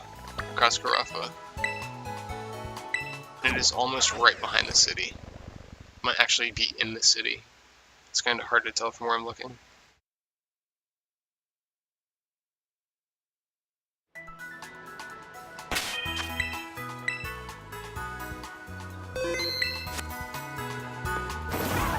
Okay, so we're going to climb the wall here.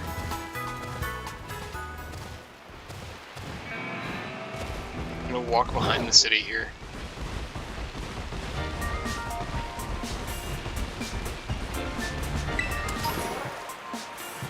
And the first spike is just casually behind the gym in Koskarafa City. Just right behind the tree that's behind the gym. And we will pull it out of the ground.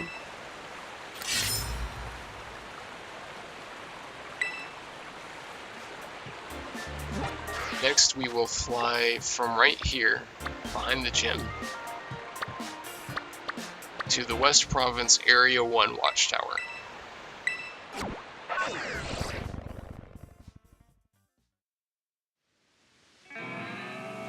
From this watchtower, we will head just a little bit southeast, right up this cliff face here.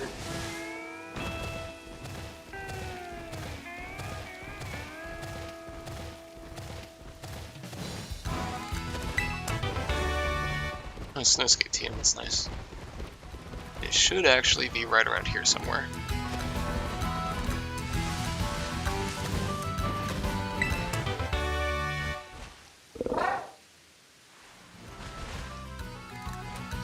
Let's see, it should be...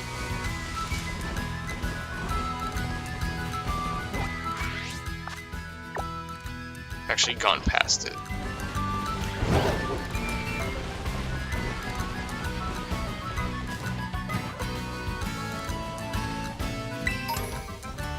It's going to be right down here. As you can see, the watchtower is right there. It is directly southeast of the West Province Area 1 Watchtower.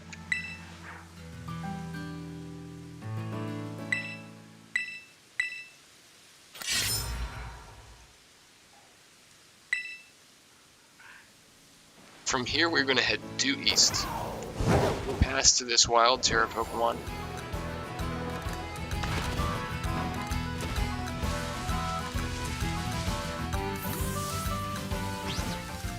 It's not going to go away, it'll still be there later.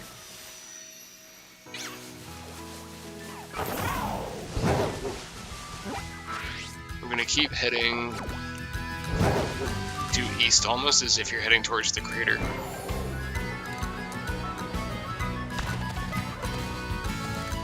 I think it might actually be down, but we're going to keep heading up this rock anyway.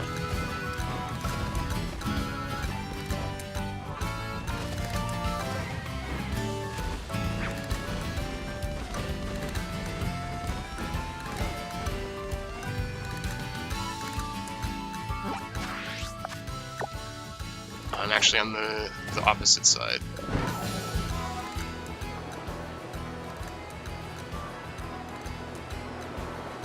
So you can see the spike is down here in South Province Area 2. It's just northwest of the Pokemon League. just north of this river entrance, which is in turn just north of the Grand Olive Orchard fly spot.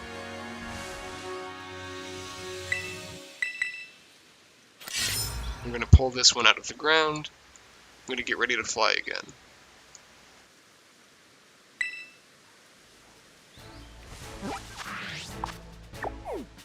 From here, you will fly to South Province Area 4 Watchtower.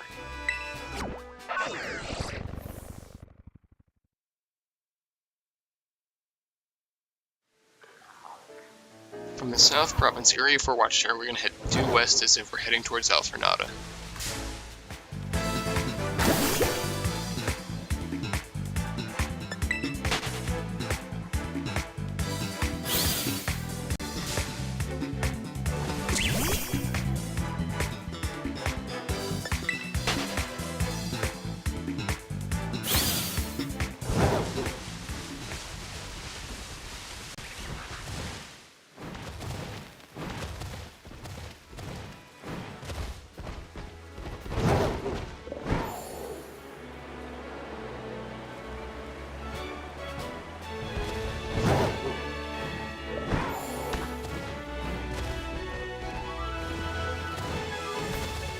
We're going to go just across this river here.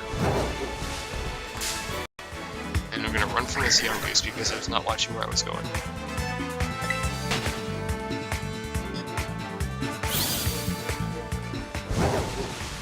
And as you can see, this is just across the river here. You open your map, it is right here, which is almost exactly due west of the South Province Area 4 Watchtower.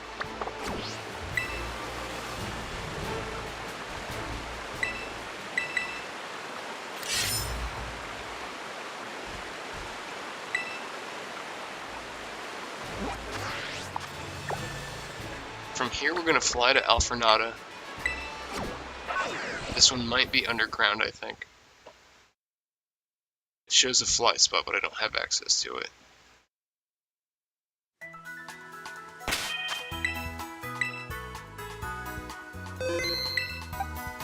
I believe this was actually in the cave here.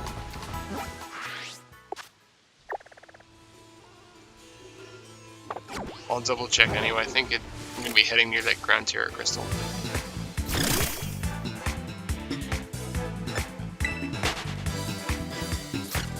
I'm going to be heading north regardless, or a bit northeast. If it's not up here, it's in the cave.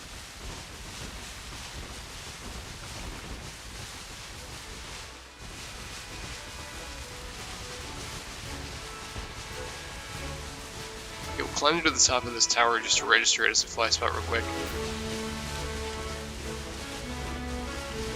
This is the Leaking Tower of Paldea, one of the 10 sites of Paldea. Climb to its top real quick just to register it. Oh, I guess we can't.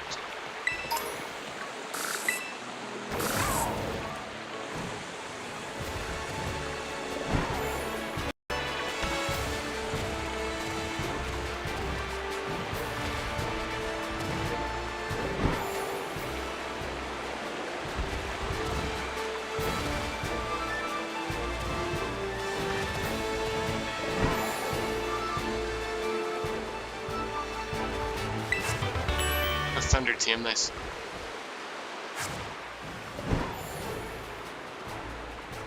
Okay, yeah, the next stake is just north of the Leaking Tower of Paldea, which is one of the 10 sites of Paldea. It's just down the hill from it.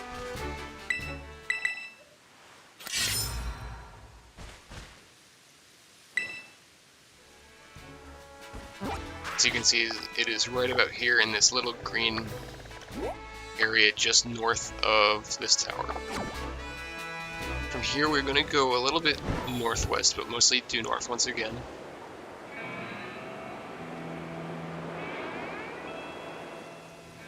The next stake should find itself right around here. I believe it is in the cave somewhere.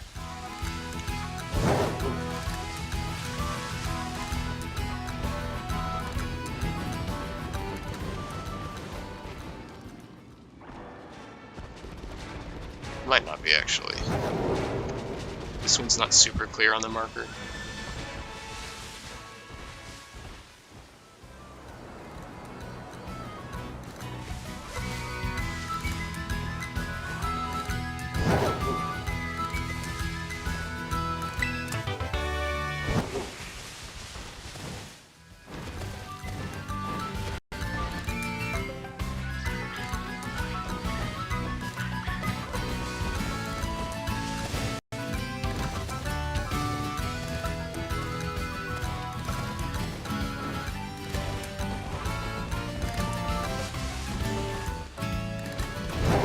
This one seems...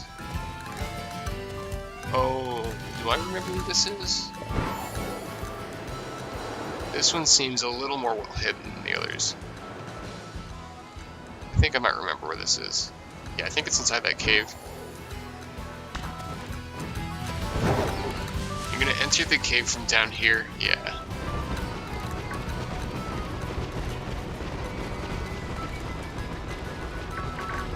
The next stake is here. If I were to show you the map, you're going to be right about here. But it's inside a cave underground. One entrance to the cave is right over here. You can see the sea, so you can see this big rock. You can see this big rock right here in the other entrance to Alfrenada. And we'll go out the other side of the cave once I pick this up, just to show you where it is.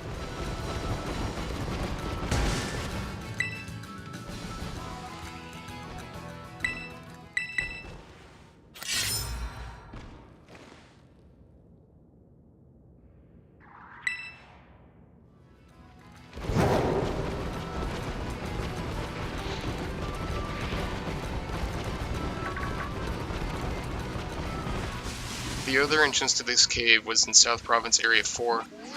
It's right over here, across the river from Koraidon. So basically there's a cave that runs through here. The stake is in the middle of it. But from here we're going to head due north once again.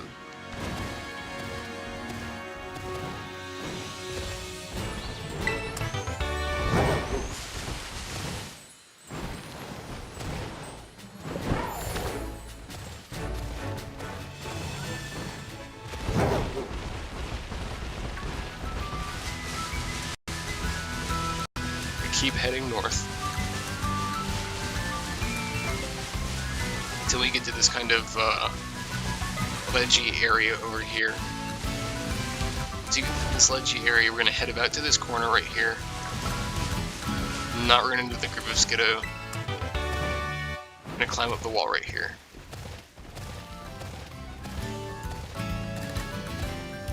The next stake is right here in this ledgy area on the map. Just southeast of West Province Area 1 Central Pokemon Center. Technically due north of the Leaking Tower of Paldea. It's just farther north than the other two. We'll pick up this stake.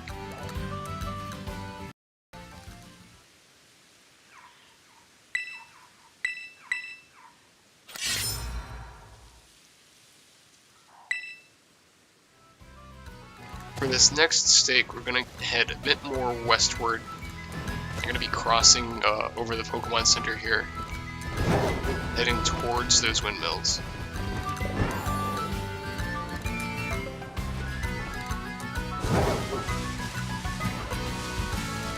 So we're going to head westward from here. Going along this path is fine. And you'll see this sort of bullseye looking rock formation over here. You're going to go down here and it's right in the center of the bullseye. So it's right here, just a bit west-northwest of the West Province Area 1 Central Pokemon Center, in the middle of this bullseye formation.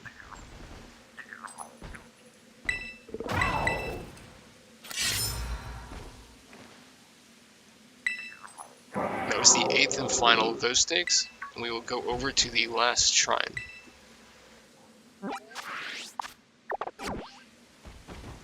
Okay, so we'll now go over to the Ice Wren Shrine from here.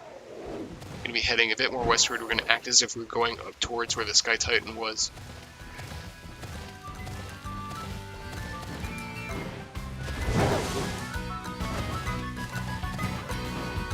We're going to go up the path towards the Sky Titan. Instead of going up the rocky area, we're going to head to the right.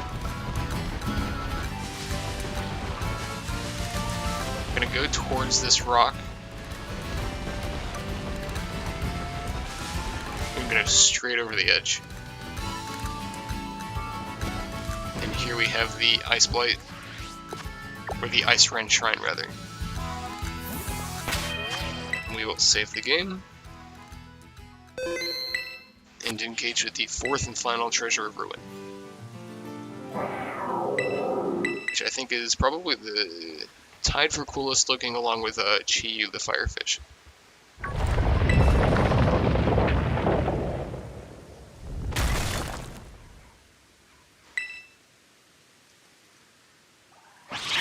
This is Chin Pao. He uses swords for tusks, which is really cool.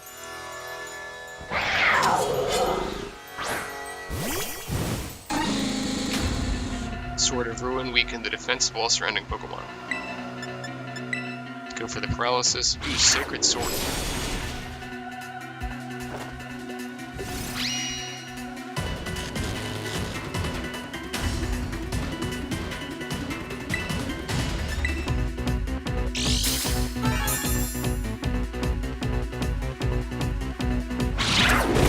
It's got Sucker Punch too. Ooh,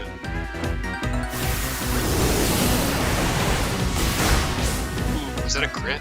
No, this thing's just really frail. Okay. Throw an Ultra Ball.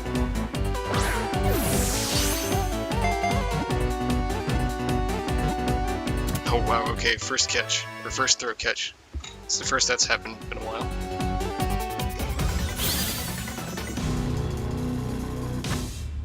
Okay, and then we have Chin Pao, the Ruinous Pokemon. This Pokemon can control 100 tons of fallen snow. It plays around innocently by leaping in and out of avalanches it has caused. That was the fourth and final treasure of Ruin.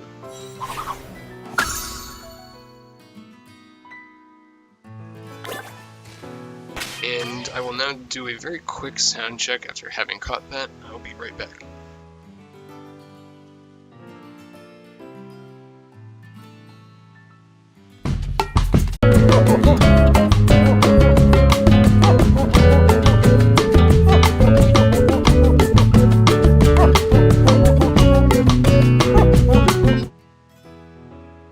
Alright, thanks for waiting for me.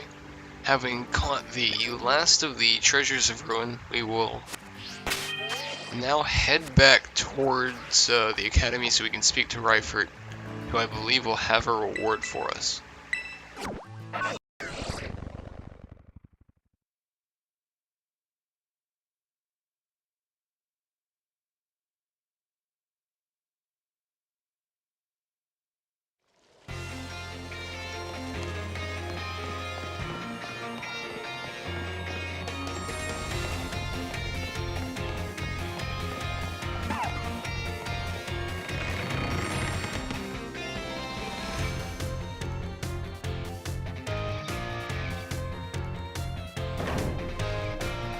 Okay, we'll go speak to Ryford.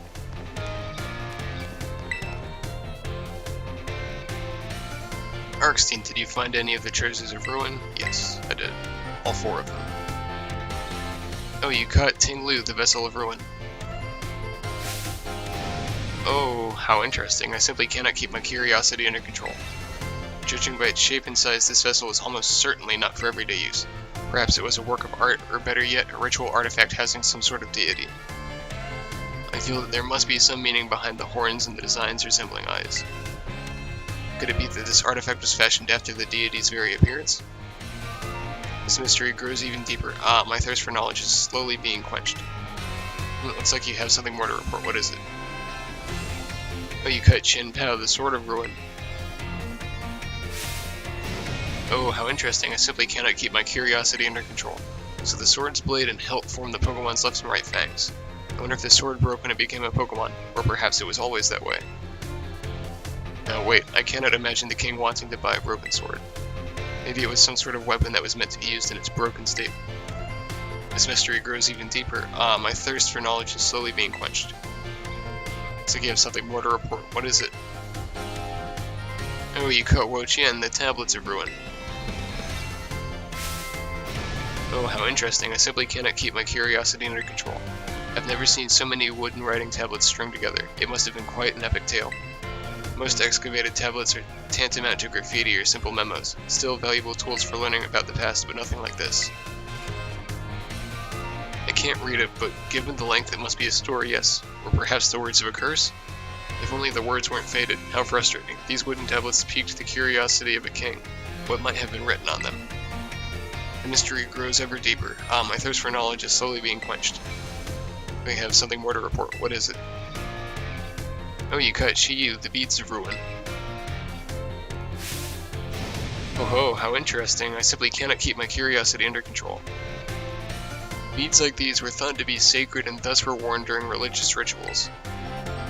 I believe they were most often worn as a single bead on the neck like a pendant, but it seems Shiyu has 4 of them. Were the beads worn in pairs, like on the ears and wrists? Or were the rituals perhaps performed by 4 people? What on earth could have caused beads such as these, originally used to ward off disaster, to become bringers of disaster themselves? This mystery grows ever deeper. My thirst for knowledge is slowly being quenched. Seeing part of history with my own eyes fills me with joy. I thank you, Arkstein.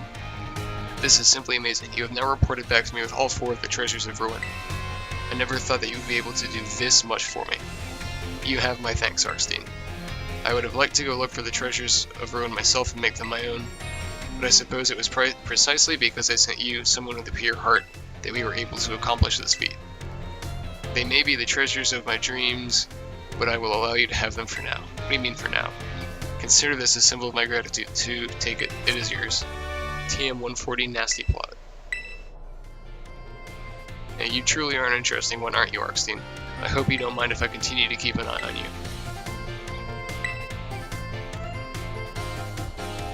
Okay, and having done that, we will now go to Area 0 in order to attempt to find the second Koraidon.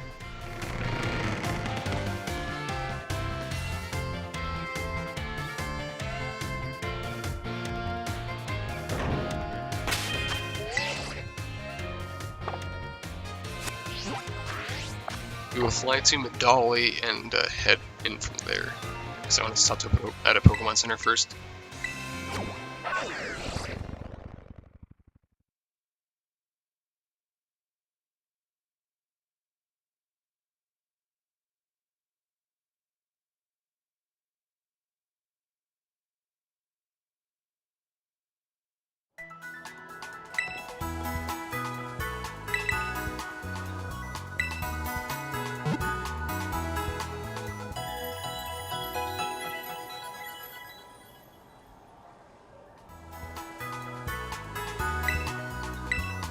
Okay, let's get moving.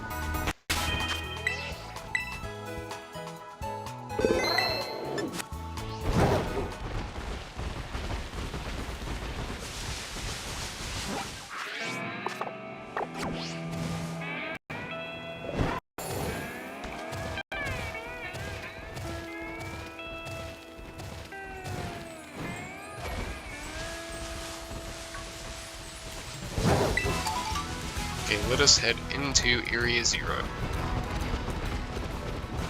The Great Crater of Paldea. Can I just, like, jump from here? I can, okay. Interesting.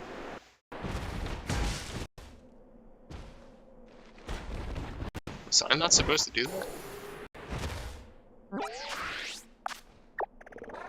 Let's fly to 0 gate.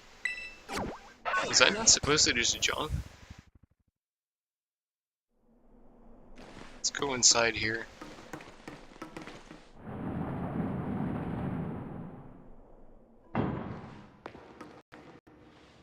Okay, so there's a warp panel now.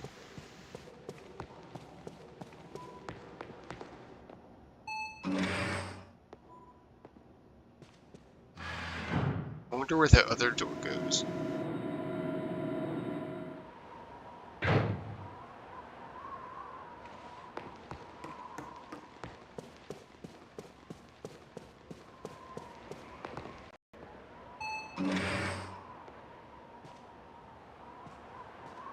do like the idea of jettisoning out of the hatch there. It reminds me of like the Zoids launching out of the containment ships. Let's see where this warp panel goes. I can warp to whichever one I want to. I'll just jump. Jumping sounds more fun.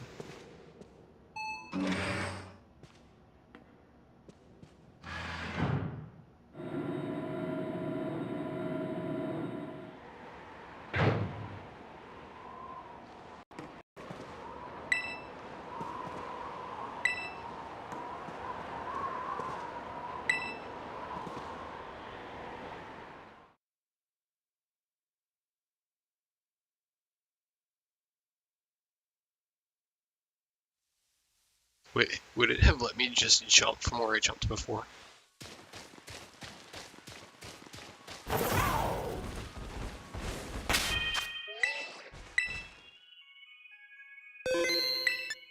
Okay, so if I'm Koraidon, I'm probably at the bottom. The bottom of Area 0.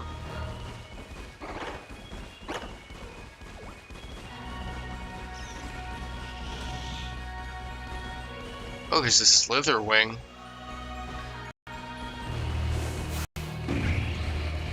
Yeah, so much for turning the machine off. They're all the way up here now.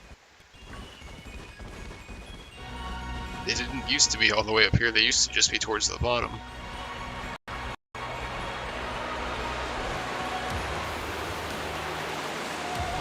Oh, there's another slither wing and a fluttermane.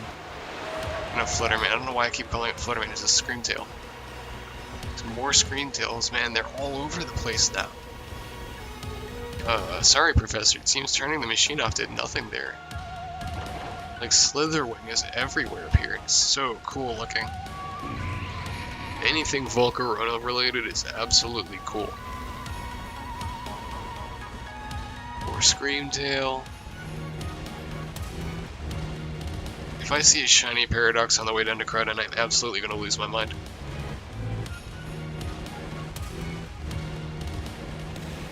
Was it Lycanroc?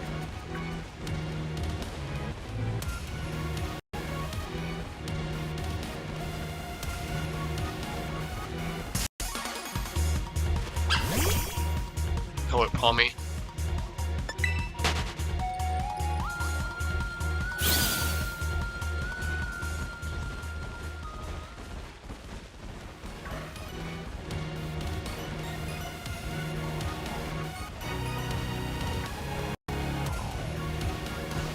There are lots of like other places I could go to over there, but I want to get super distracted. I'll save super distracted for when I'm filling the Pokedex tomorrow.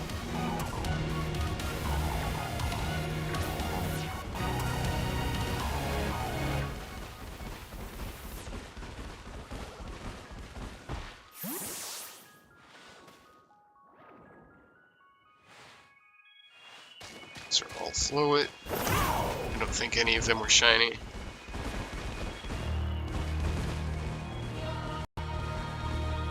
I absolutely love the music here. They absolutely nailed it. It captures the mysterious atmosphere of this place amazingly well. Like I said yesterday, it absolutely feels like something you would see in or hear in Nier Automata or Xenoblade, or maybe even the later stages of one of the dungeon games. It's amazing sound design.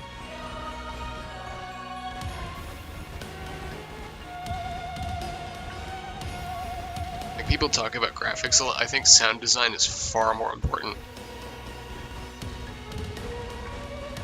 Sound design can absolutely make or break a game.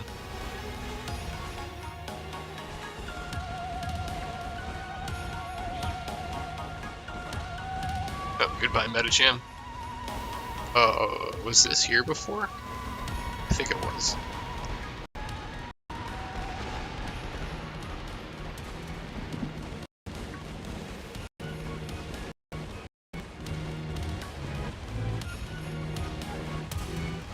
There's Screamtail everywhere. So are Slitherwing, they're absolutely everywhere.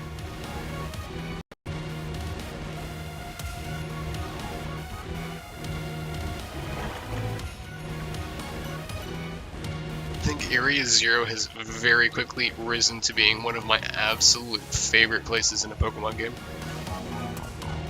Oh, there's a Sandy Shocks. Not to be confused with Sandy Cheeks. Oh, it's got a tail too. I didn't even realize it had a tail. So cool.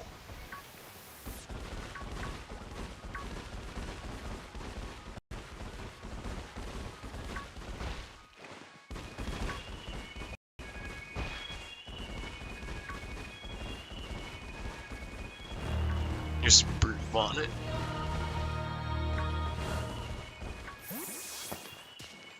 Kind of figured the paradoxes would be rarer spawns than this, but man, they're everywhere. Yeah, turning off the machine sure worked there, huh, Professor? Definitely didn't increase the number of them. Almost like the machine wasn't doing anything. Or wasn't doing what you thought it was doing.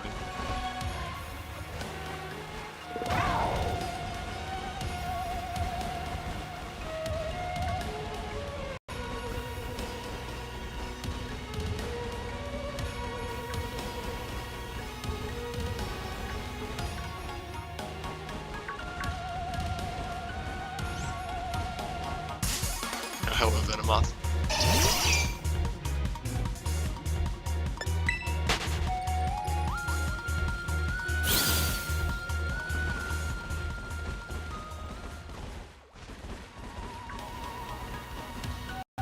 Just check something real quick.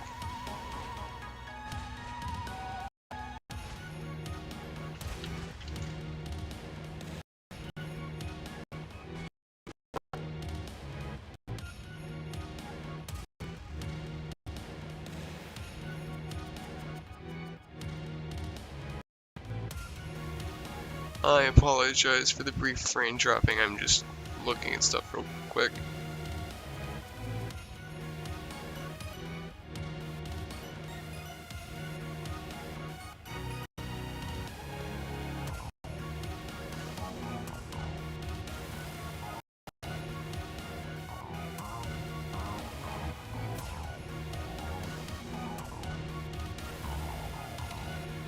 Okay. Back on we go.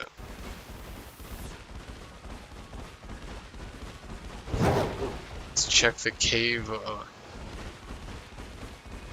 back here again. I haven't seen any Great Tusks.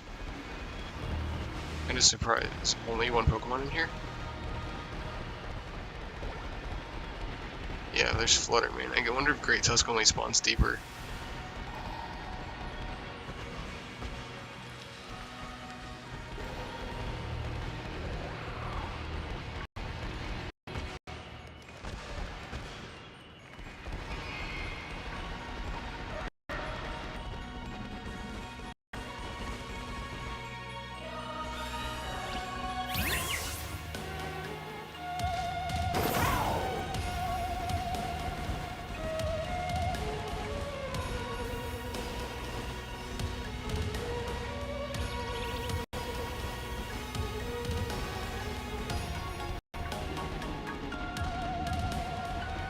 Into the depths of Area 0.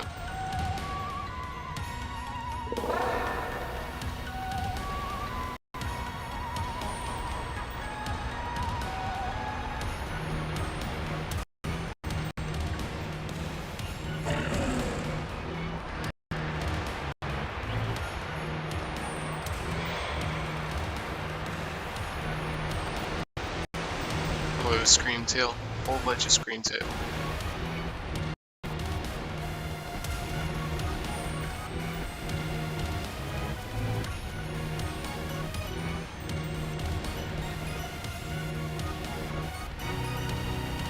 Where are the Great Tusks? I haven't seen a Roaring Moon either. I only saw one Sandy Shocks. I guess they must be rare too. A whole bunch of Screamtail right there.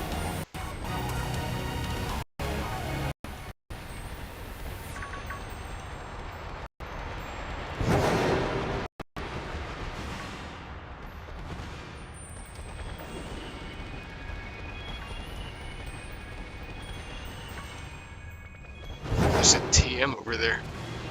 Let's go for it.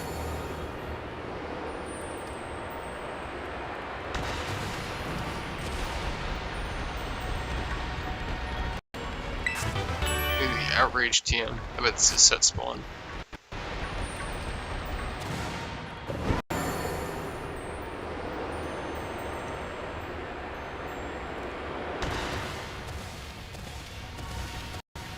Yeah, moving along the walls is so much smoother in this.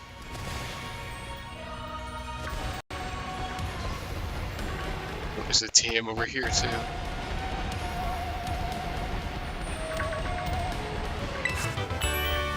The Stone Age TM, there's a great tusk.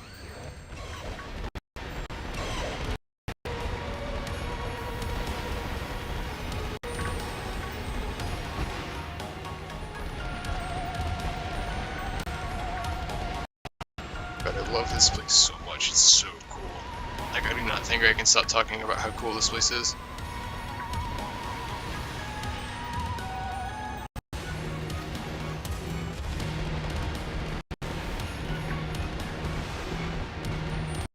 Xenon spars. Okay, where am I?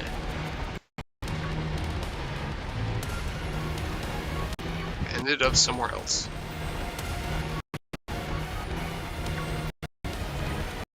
There's a great tusk on the wall.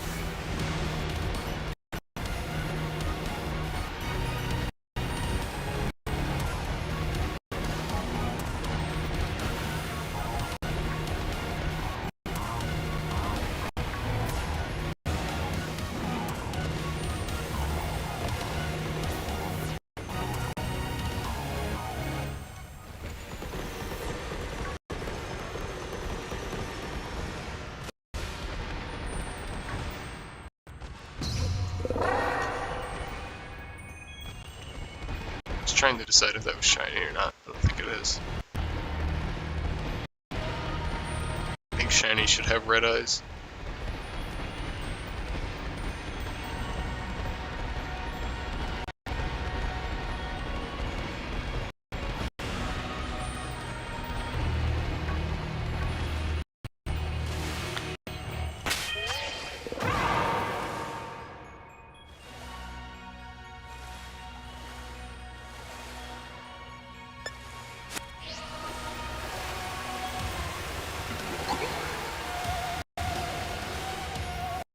Okay, so it's probably around here somewhere.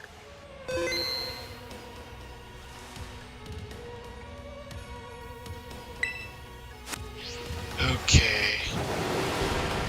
I have not seen a single roaring moon.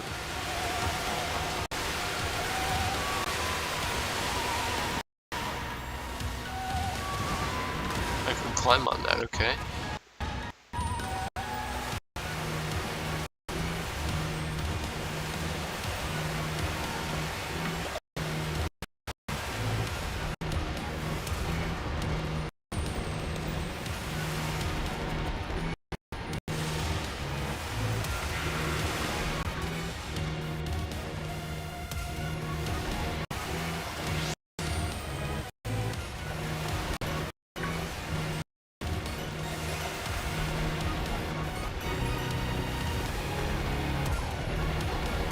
Oh man, there's a lot more going on down here than I thought there was.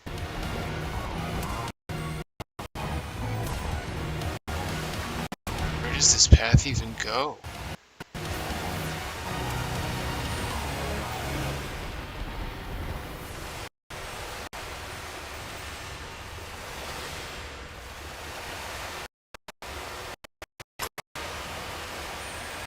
Why is there a soda pop down here?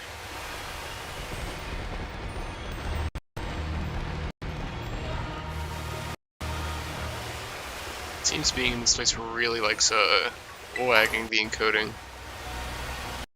Which you can kind of see why it's a very reflective place.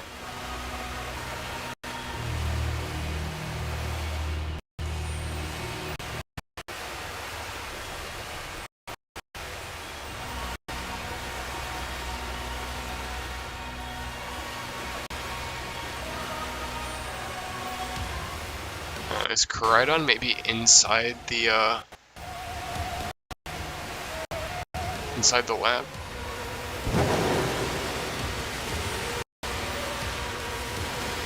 Kinda hard to tell. I'm also not seeing a roaring moon yet.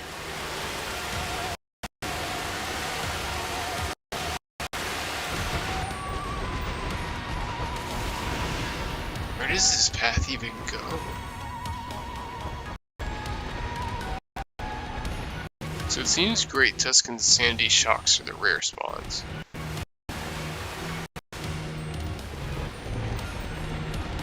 Okay, so I've gone in a circle. Now let's head back over to that cave and see what's through that cave. If there's any place where Roaring Moon would spawn, it would be in there.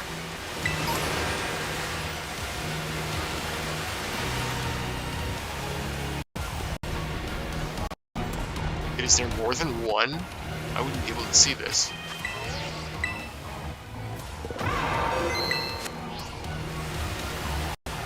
Guess there's a screamtail in here. There's no way Terra Celestium, there's no way Salamancis or Roaring Moon is spawning in there.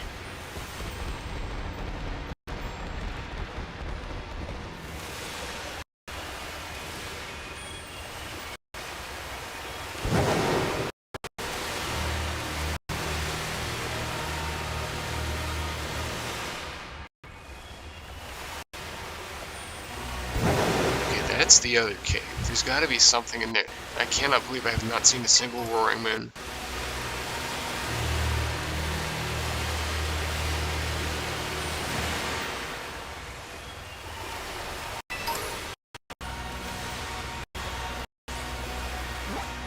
Actually, I can check its habitat, right?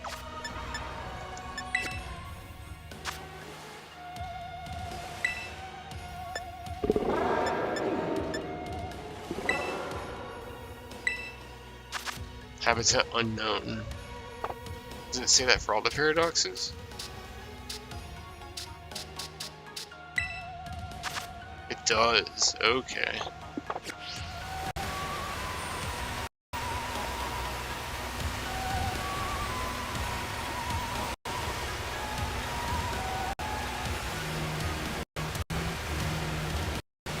It must spawn in some part of Area Zero that I don't know of, I guess.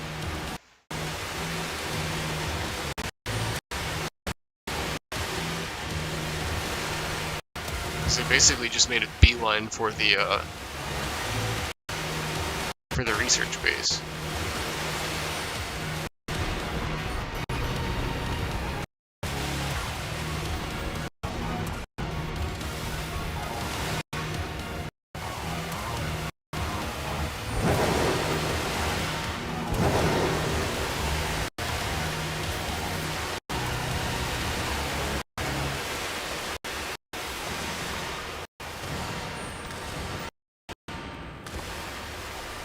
Also, supposedly there's more of those tablets around than the one I found yesterday.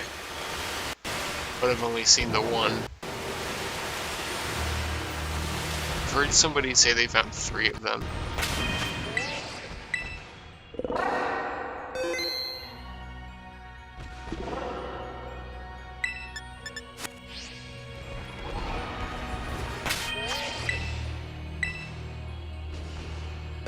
Okay, before I go into Koraidon, I am going to fix the encoding lag a little bit real quick. I will be right back.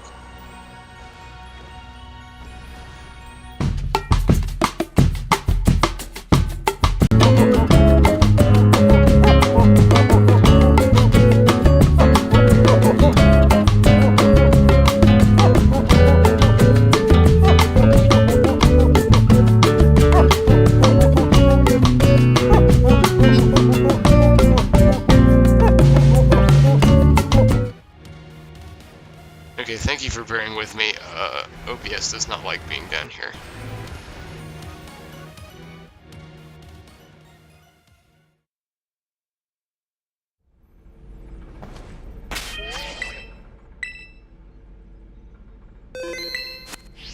Okay, I would assume Koraidon is in here. It's not. Where is it?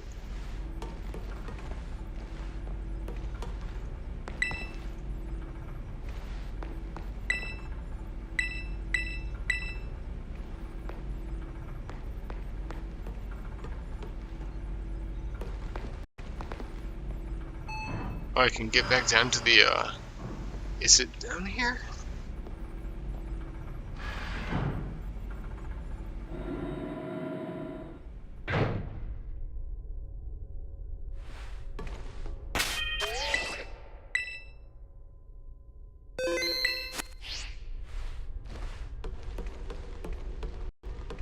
You down here, Koraidon?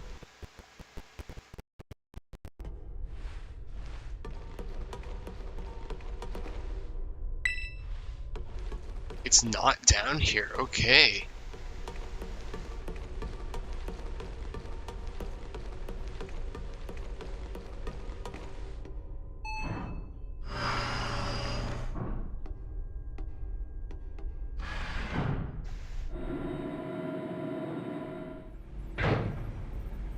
Man, OBS really does not like being near all those crystals.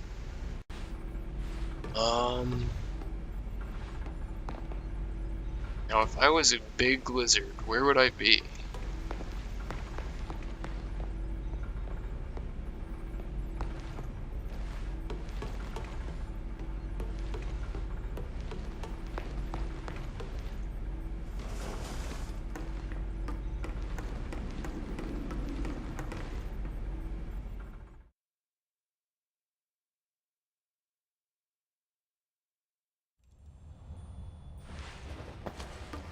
I'll start heading back up, I guess.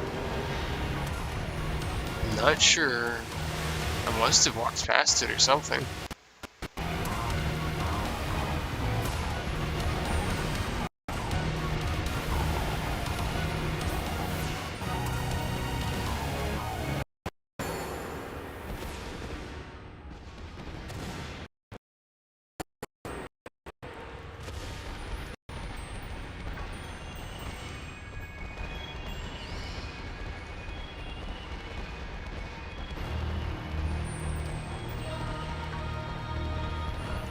Where are you, Koraidon?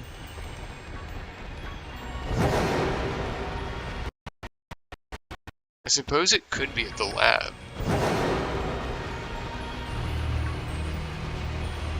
Am I desperate enough to look it up? Not yet.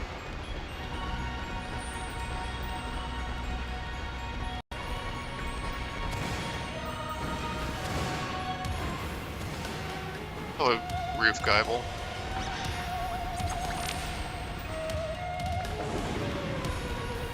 Maybe actually in here?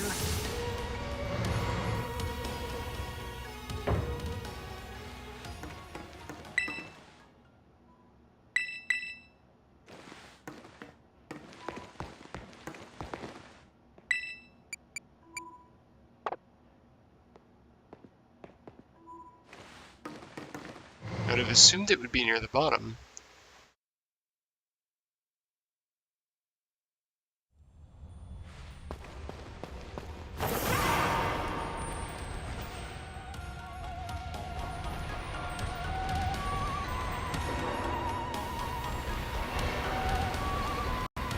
I must be mistaken though.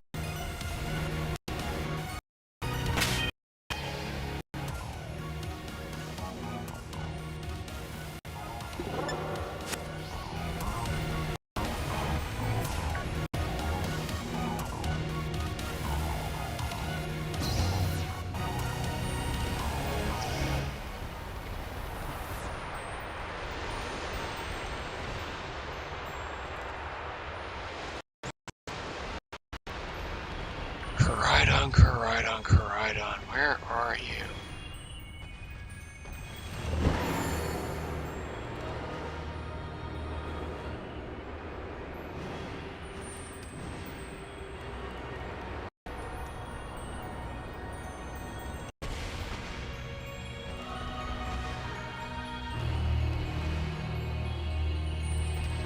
And again, I still have not seen a roaring moon either.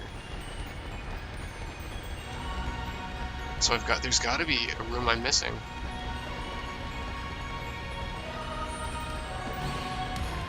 Sleeping Great Tusk.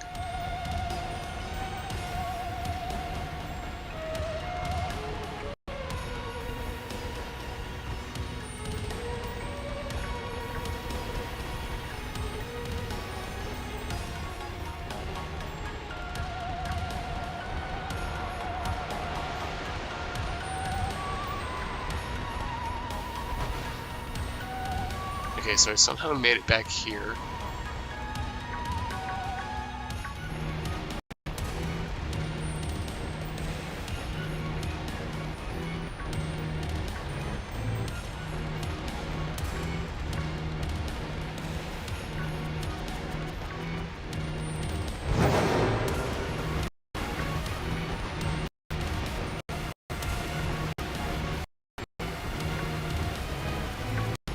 I'm absolutely missing something somewhere.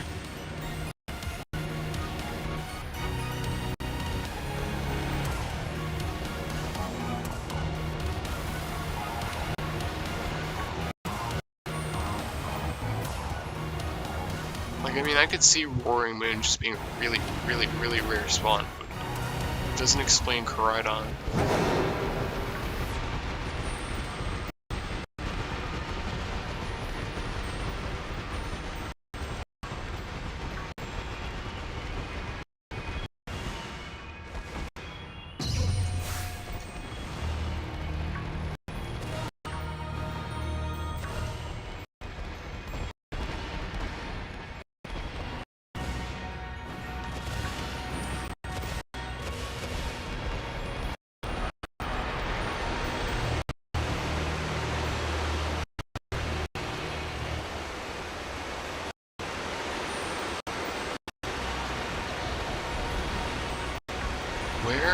Where could you be, Koraidon?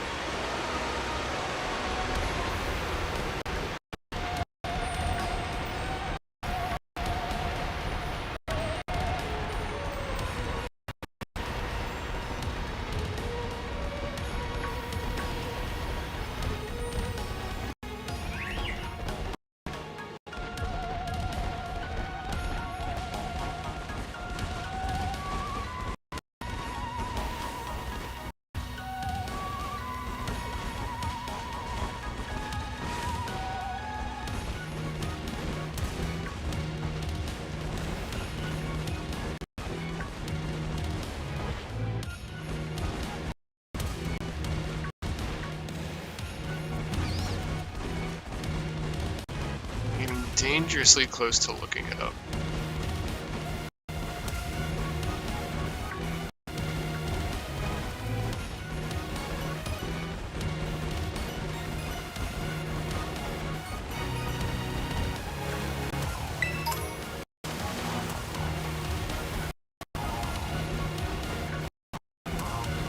Actually, just to make sure that I'm not in a super wrong spot, I'm gonna fly back to the lab to see if it's over there.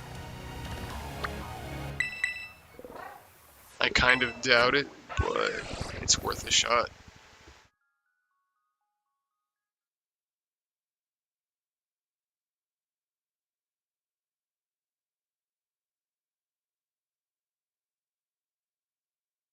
I'm also tempted to look up Roaring Moon. I cannot believe I didn't see a single one while I was down there.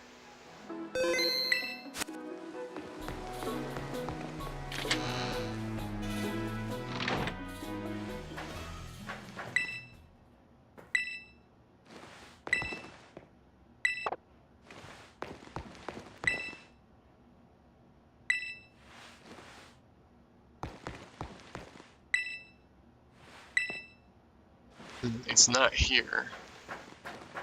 I suppose I could check where we first found Koraidon. That'd be a nice way to wrap it, is if it's in the same spot.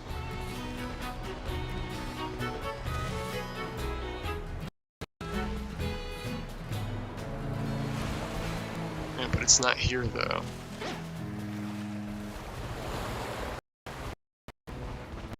Yeah, let's go talk to our mother while we're here. been a while since we've seen her.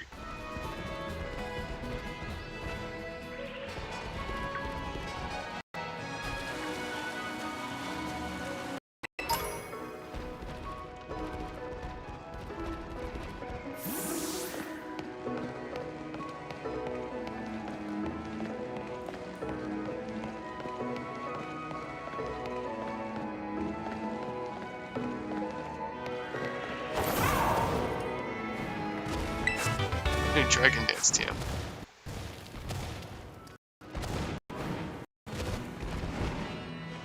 Okay, didn't mean to do that. Let's go back down.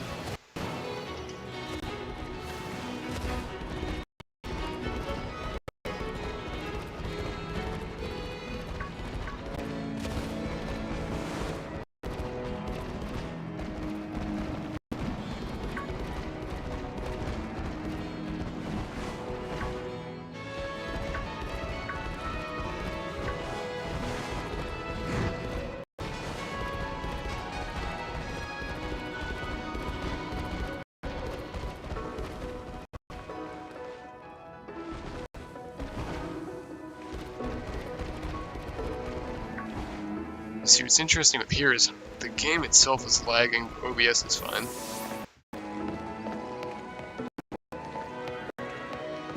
But in Area 0, the game is fine, but OBS is lagging. It's so weird.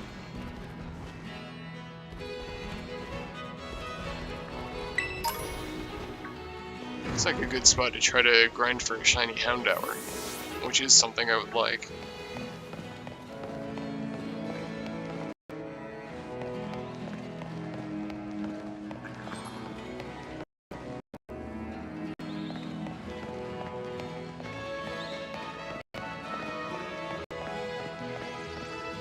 Oh, there's more to meets the eye to this tunnel, okay.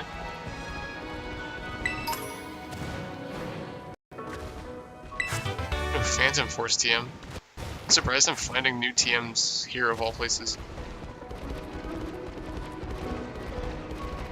Okay, where are we going?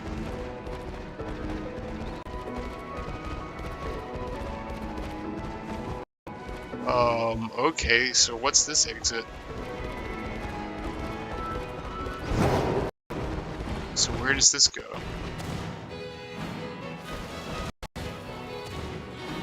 Okay, no, that's the one I thought it was. Okay, yeah, so...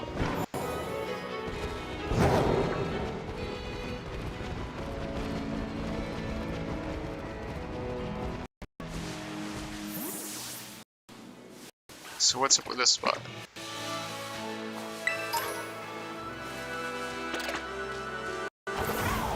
Yeah, let's go drop in on Mom while we're here.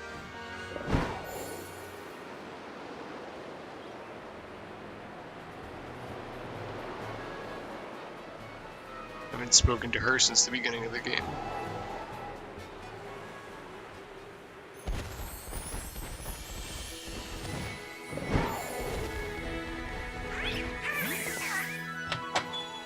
Yeah, it sounded like Donald Duck. You been enjoying the treasure hunt of yours? Okay. Oh, sandwich recipes. I wonder if she'll do something different if I exit and enter again.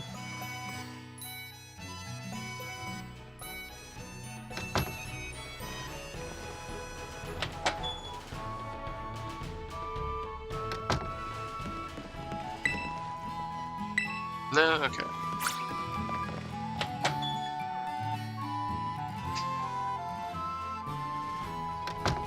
Okay, let's go back to Area 0. Because if it's not at the, I mean, if it's not at the lab, it's gotta be in Area 0 somewhere. I don't know where else it could be.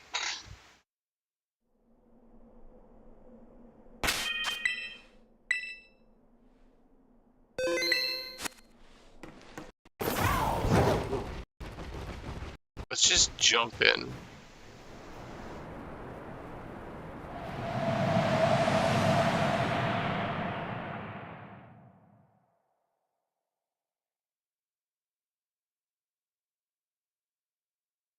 Okay, so the same thing happens.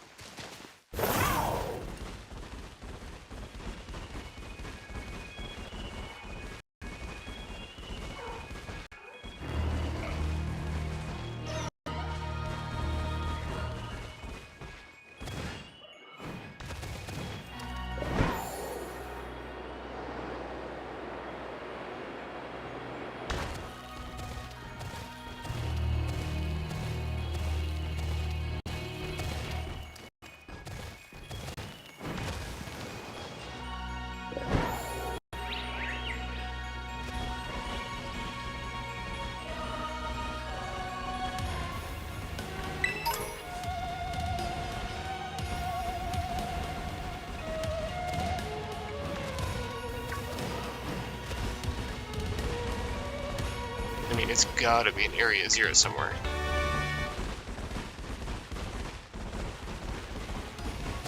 There's no way I'm on some kind of like wild goose chase here. I'm clearly missing something since I didn't see any Roaring Moon either.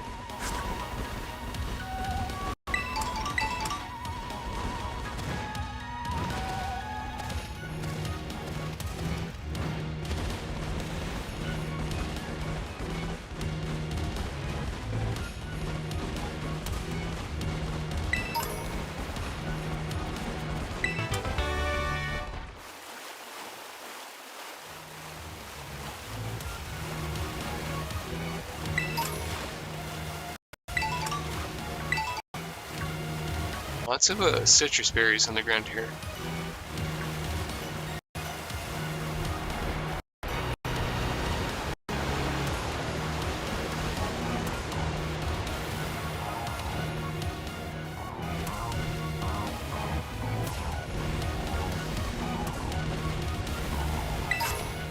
New shiny stone.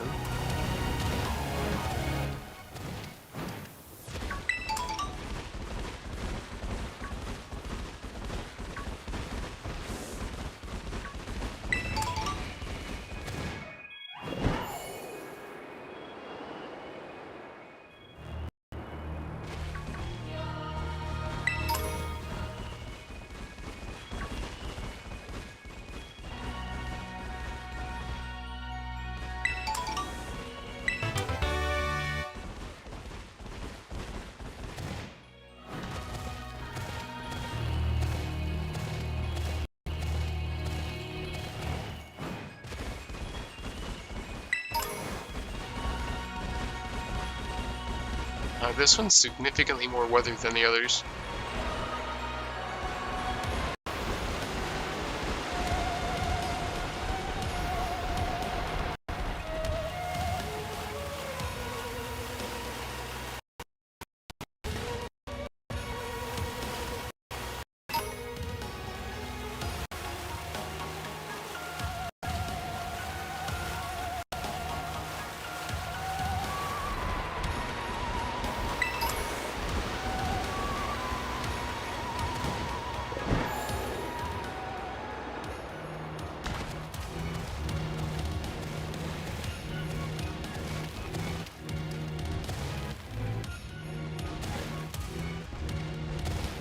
From up here, I don't see any like hollows or anything that I've missed.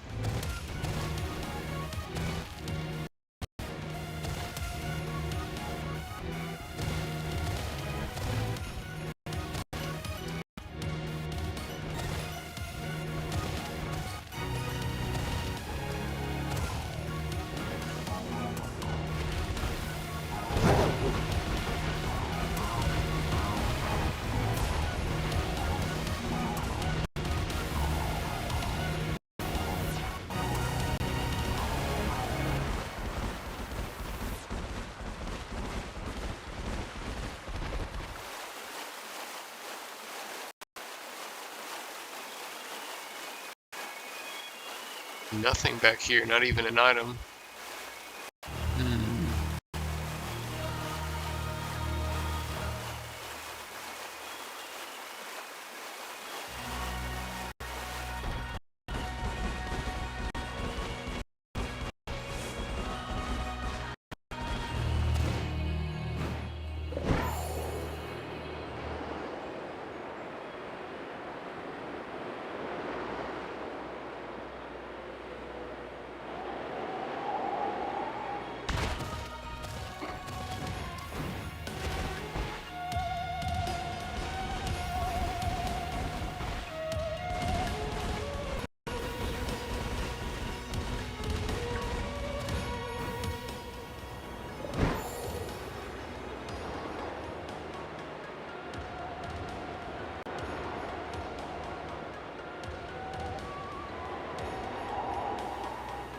No Roaring Moon. No, no Koraidon. Where, oh, where is everything?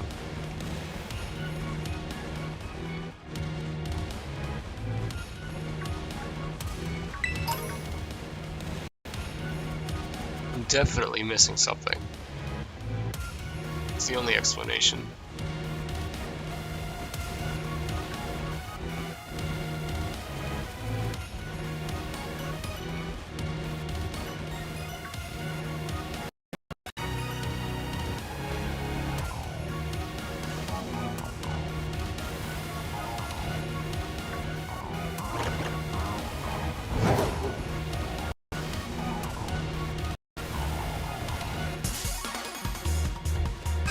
Okay, I did not run into that giraffe rig.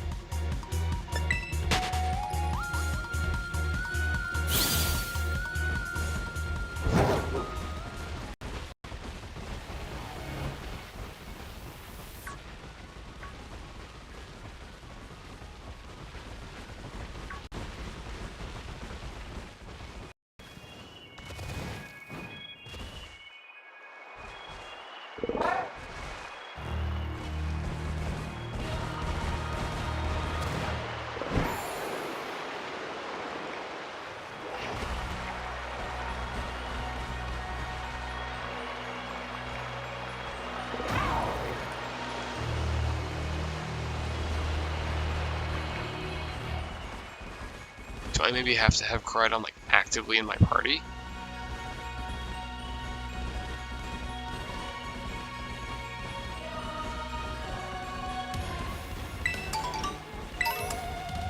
Well, I don't know. The fact that I haven't even seen Roaring Moon anywhere leads me to believe that I have just in fact missed something.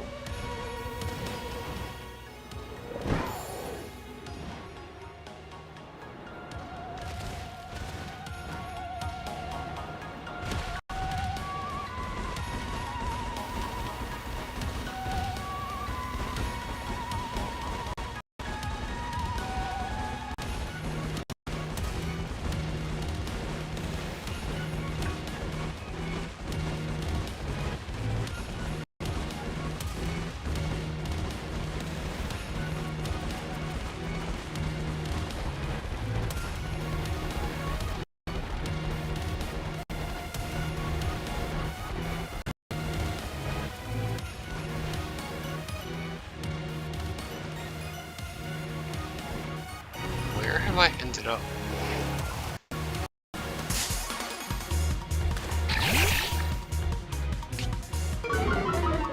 I mean, I'm definitely a little turned around, but...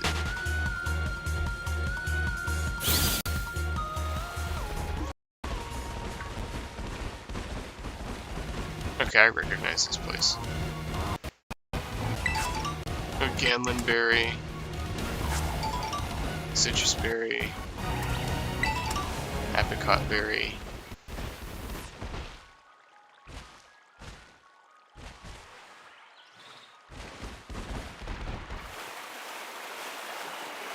Getting close to this waterfall is probably going to tank the FPS for a second.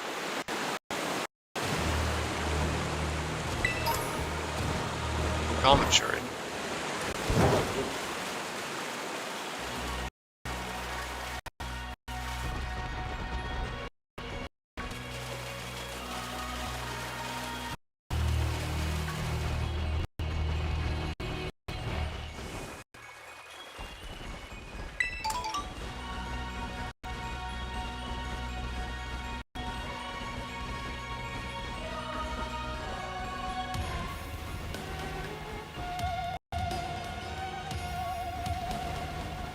Very close to just looking it up.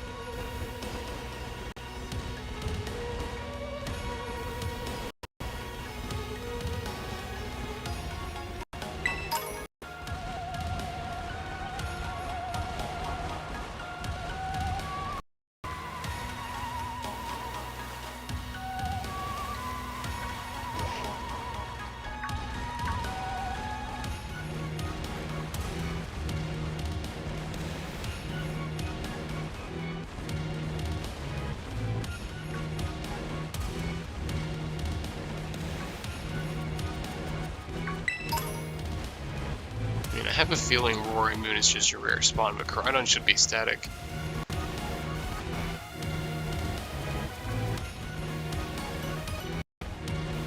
I figured it would have been either static in the time machine room or static somewhere in the basement of Area 0.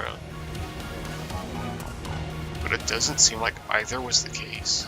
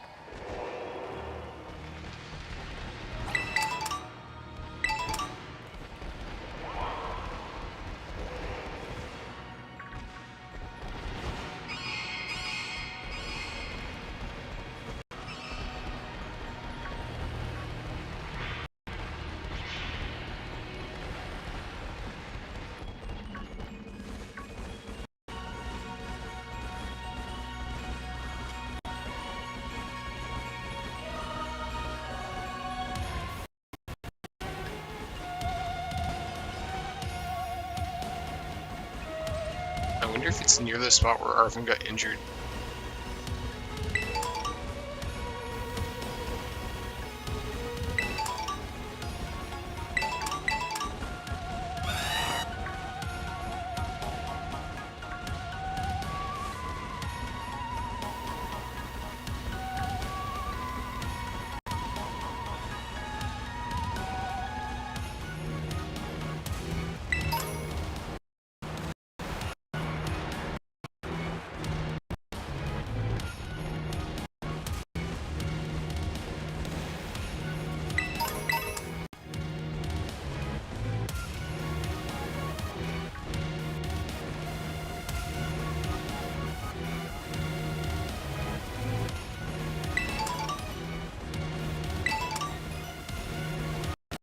I mean, I've only seen one of those tablets too, and there's supposedly at least 3 of them.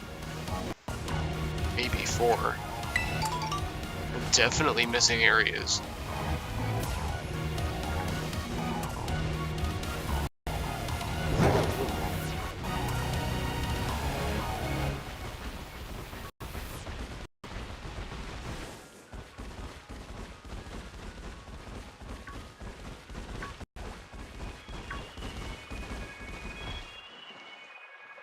Let's try going. I gotta try the spots where I couldn't get before, when I couldn't use Koraidon.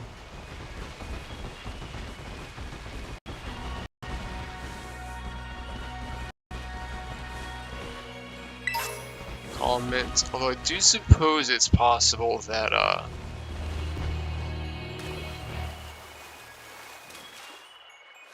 it's like what happened with our Koraidon, where it lost the territorial struggle, so it's just not in Area 0 anymore.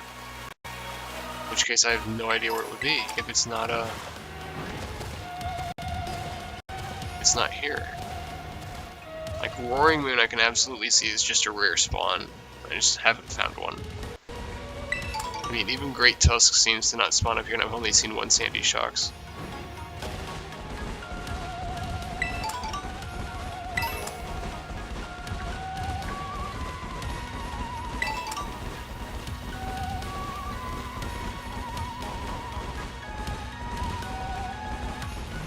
There's a regular Volcarona.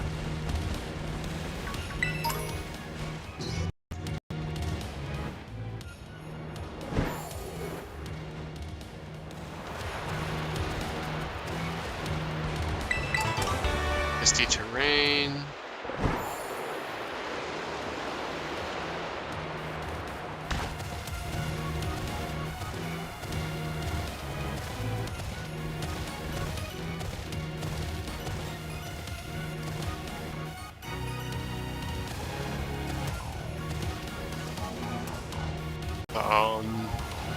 Okay, where do I go from here?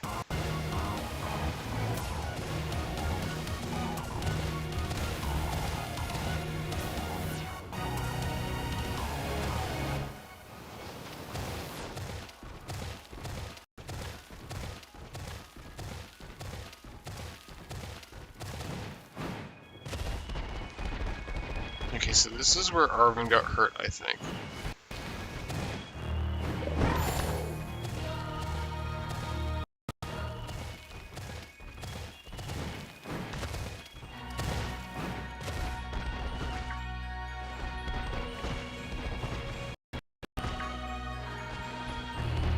There's the sandy shocks here.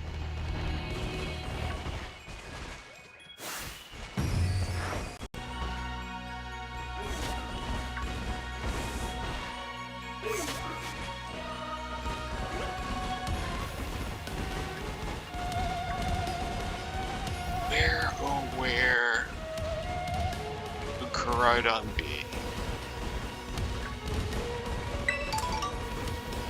If it lost a territorial struggle, where would it go? I tried the lab, I tried the beach.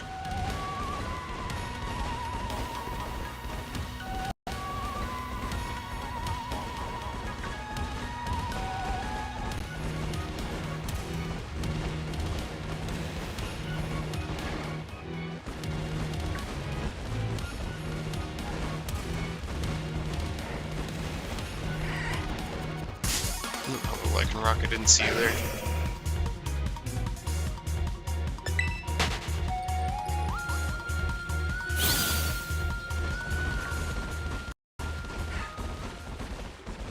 Okay, I'm gonna check the Pokemon League, and if it's not at the Pokemon League, I don't really have a mind to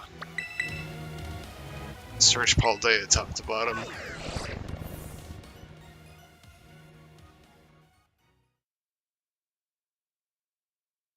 So if it's not here, I'll look it up.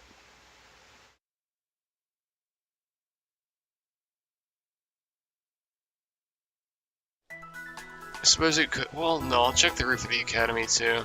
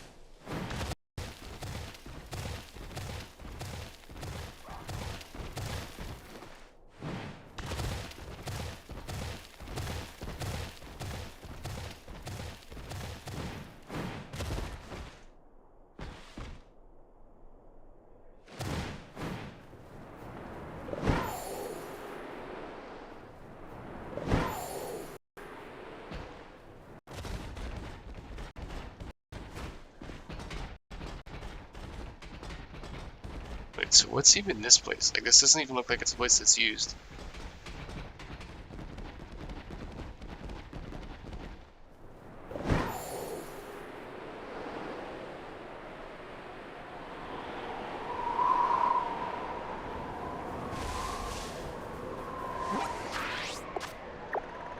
Okay, check the roof of the academy, and then we'll look it up if it's not here. Because I am absolutely stumped. I probably walked right past it somewhere while I was worrying about frame dropping.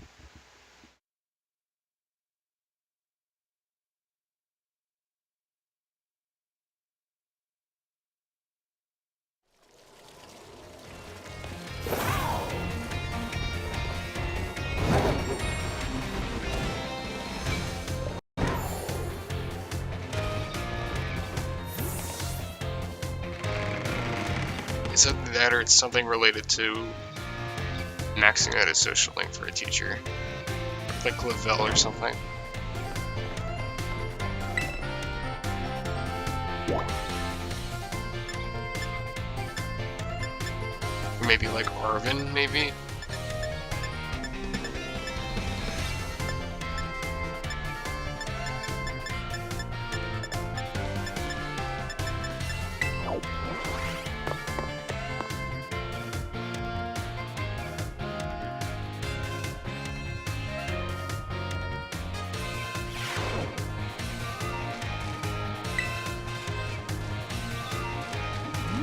Okay, so I mean, there's Nimona. Yeah, it's not up here.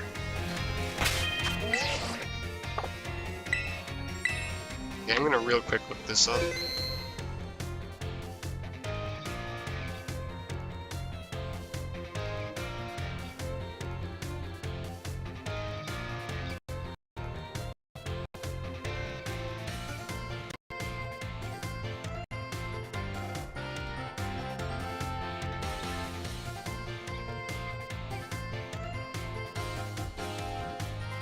Okay, let's see here.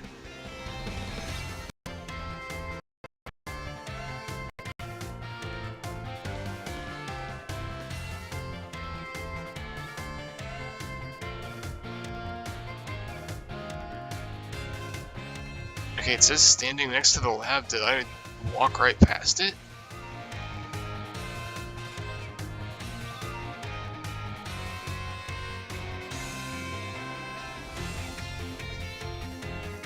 There's no way I walked right past it.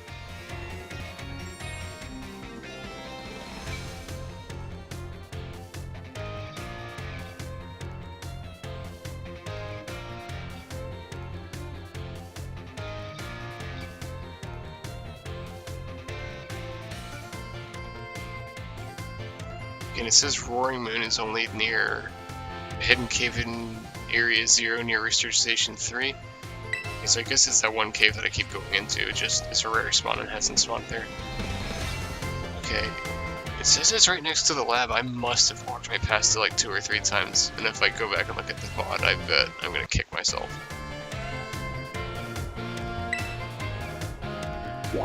So I definitely had the right idea, just for whatever reason I could not find it.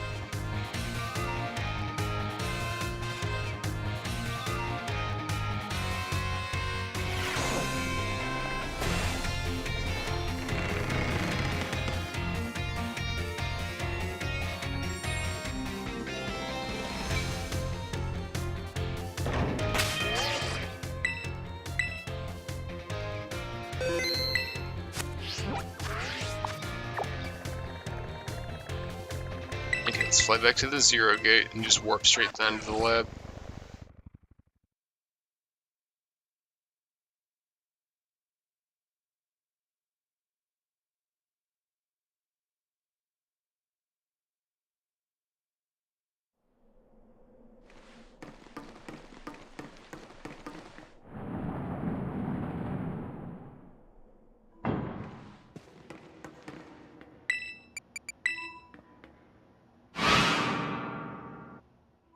When was the last time there were warp panels in a Pokemon game? X and Y, maybe? Were there even warp panels in X and Y? There were in the Ruby and Sapphire remakes.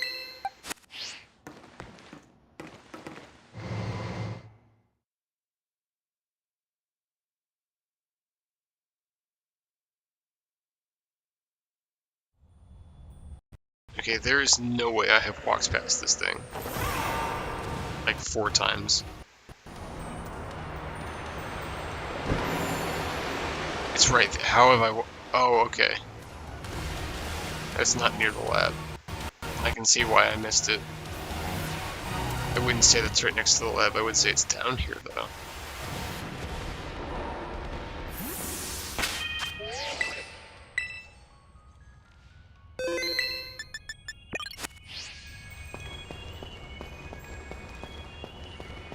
Finally found you. I don't know how I could not see you before.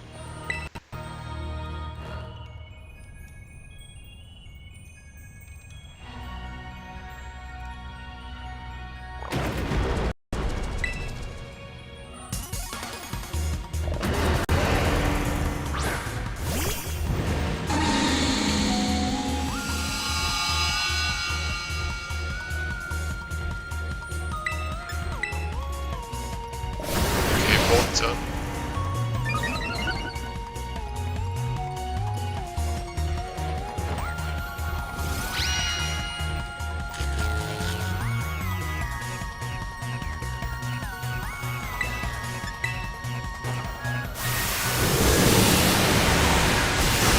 Ooh, that was some good damage.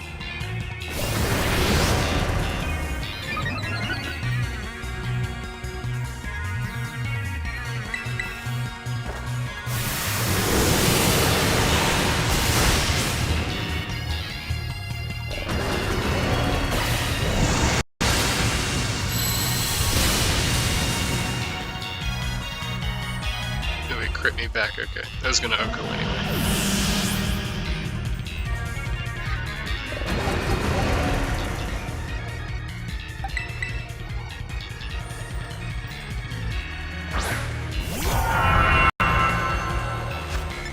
Okay, let's use a Dusk Ball.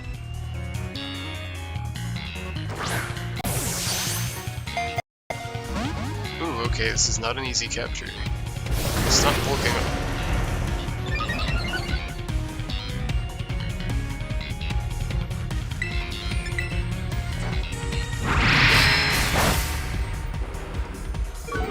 That little bit should be just enough to... We're just gonna keep spamming. Oh, what are you doing here?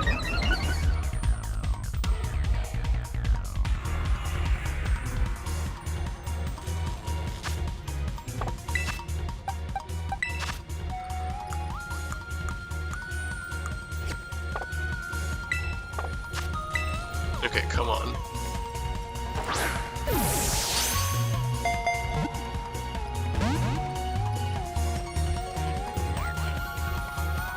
So I get to thinking, this is the second set of games where there's a second version or a second member of the Legendary available in the game. The first was Sun and Moon, where you could get a second Cosmog in the postgame. I think in Sun and Moon it was intended for trade, but in this game I think the second Koraidon is intended for use, because I noticed the first Koraidon cannot be put in boxes, like at all. And if it can't be put in boxes, that means not only can you not trade it, more than likely, you also cannot put it in a battle box and eventually use it in online play either. Which means the second one is intended to be the one used for like online play and stuff. Which, when I was looking it up, I think they have a set nature also, and I think it's why they're set to a good nature.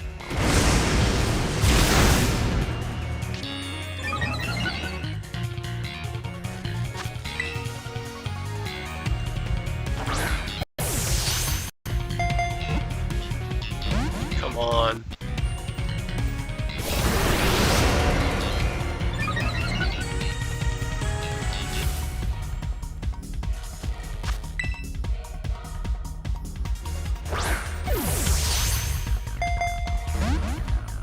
It's not like it's sunny down here, I'm in the middle of a cave.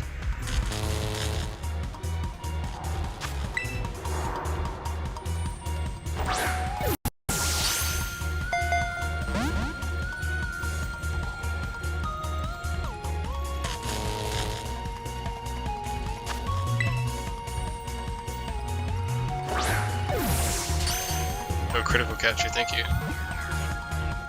Oh, God bless. Here we go. Finally found you. Finally caught you.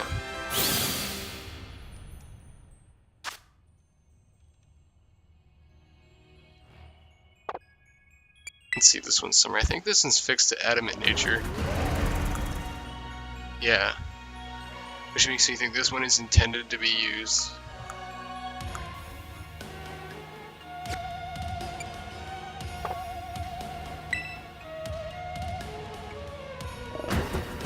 Oh?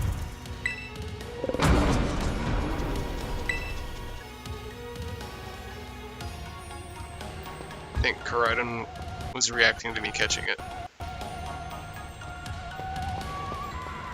Okay, let's, I just want to see if that cave that I'm thinking of is the one that it's talking about.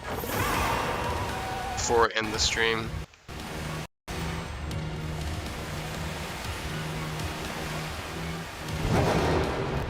I can't believe it was right there the whole time. I just never looked up. It's so silly. Like, I knew where about it should have been, I just was not paying attention. I bet if I go back through the VOD, I'll see it like 2 or 3 times.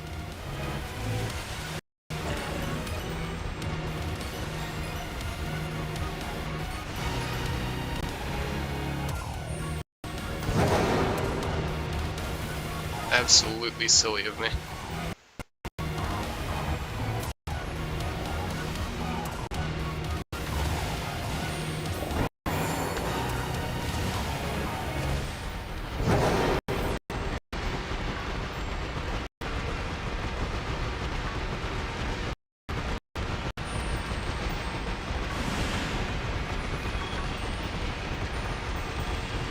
Why do I feel like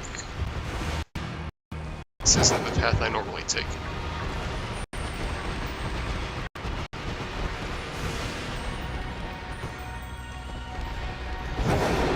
Where's the research station? Yeah, like there's supposed to be more of these.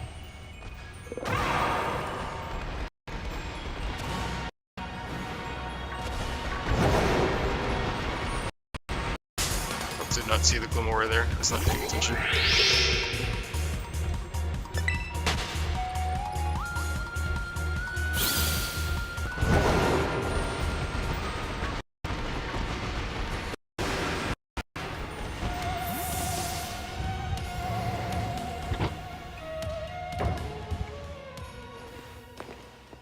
Let's go to Station 3.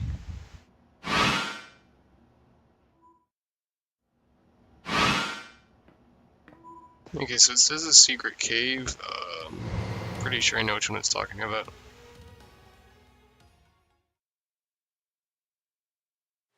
I think it's talking about the one back here.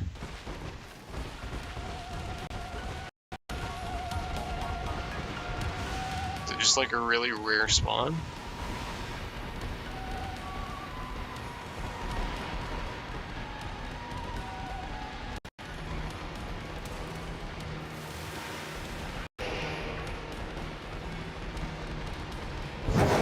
How easy is it to reset this cave?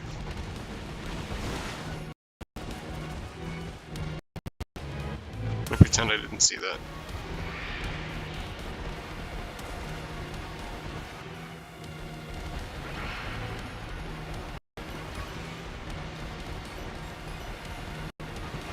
Okay, so it looks like it's fairly easy to cycle what's in the cave itself.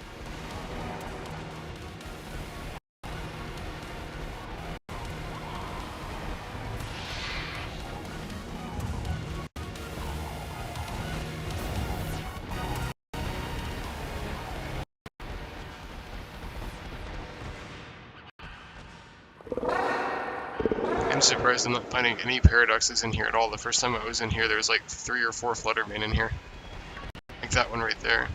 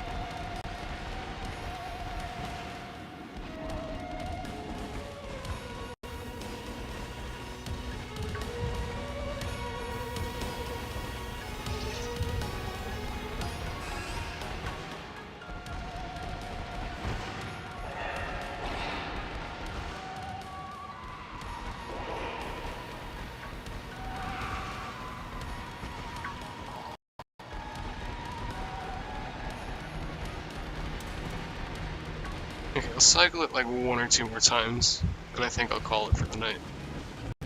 I didn't intend for this to be much longer than 2 hours, but I got so lost looking for, what was that? There was something weird there. I don't know what it was. I got so lost looking for Koraidon, I probably walked past it like 6 or 7 times. Because I know I did that loop like 3 times. But,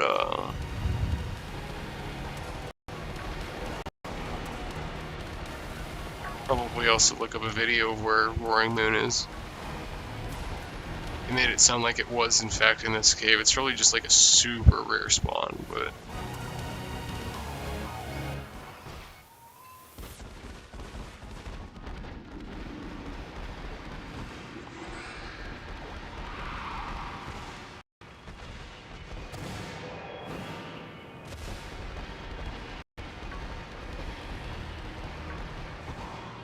It's like 4 Fluttermen.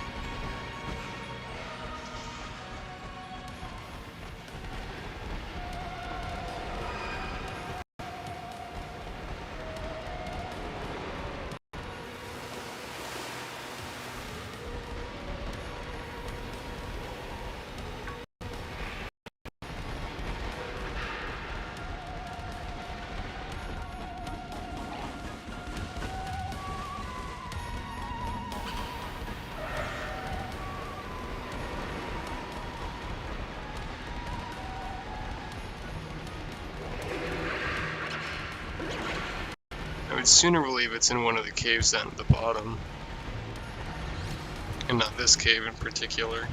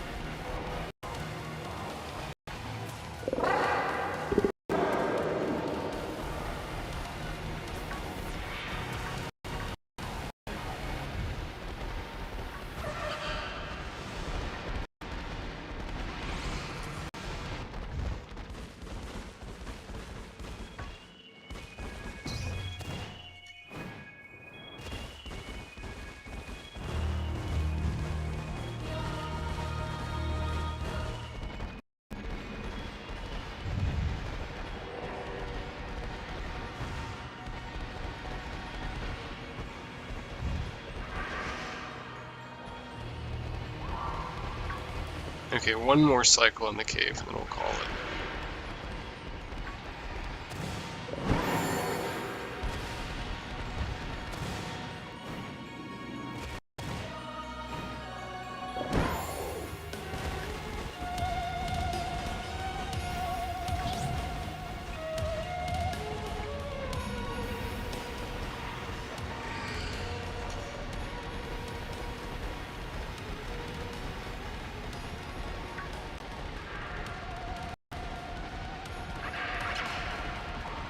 Okay, let's fly back to Mesagoza and end the game there. Heal my Pokemon and call it a night.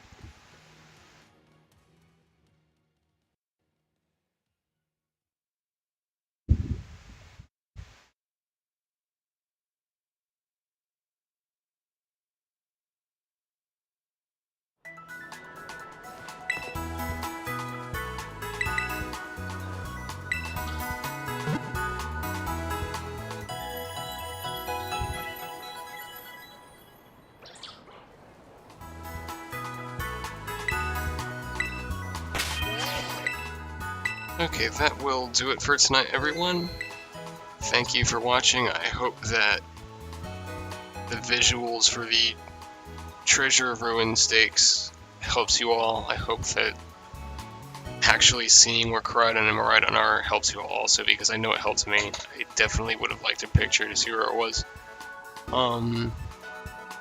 Tomorrow night I will be streaming. I'll be just going through doing some Pokedex completion. It'll be a rather chill stream. I may or may not use a mic. If I do have the mic in, it'll probably be me speaking sparsely. Won't be able to complete the Pokedex because I won't have access to Miraidon or the other Paradox Pokemon for a while, but I'll get through what I can. Thank you all for watching tonight. I hope you all have a wonderful day, a wonderful evening, a wonderful night. Please like and subscribe if you enjoyed the stream, and I will see you all tomorrow. This is Arkstein signing out.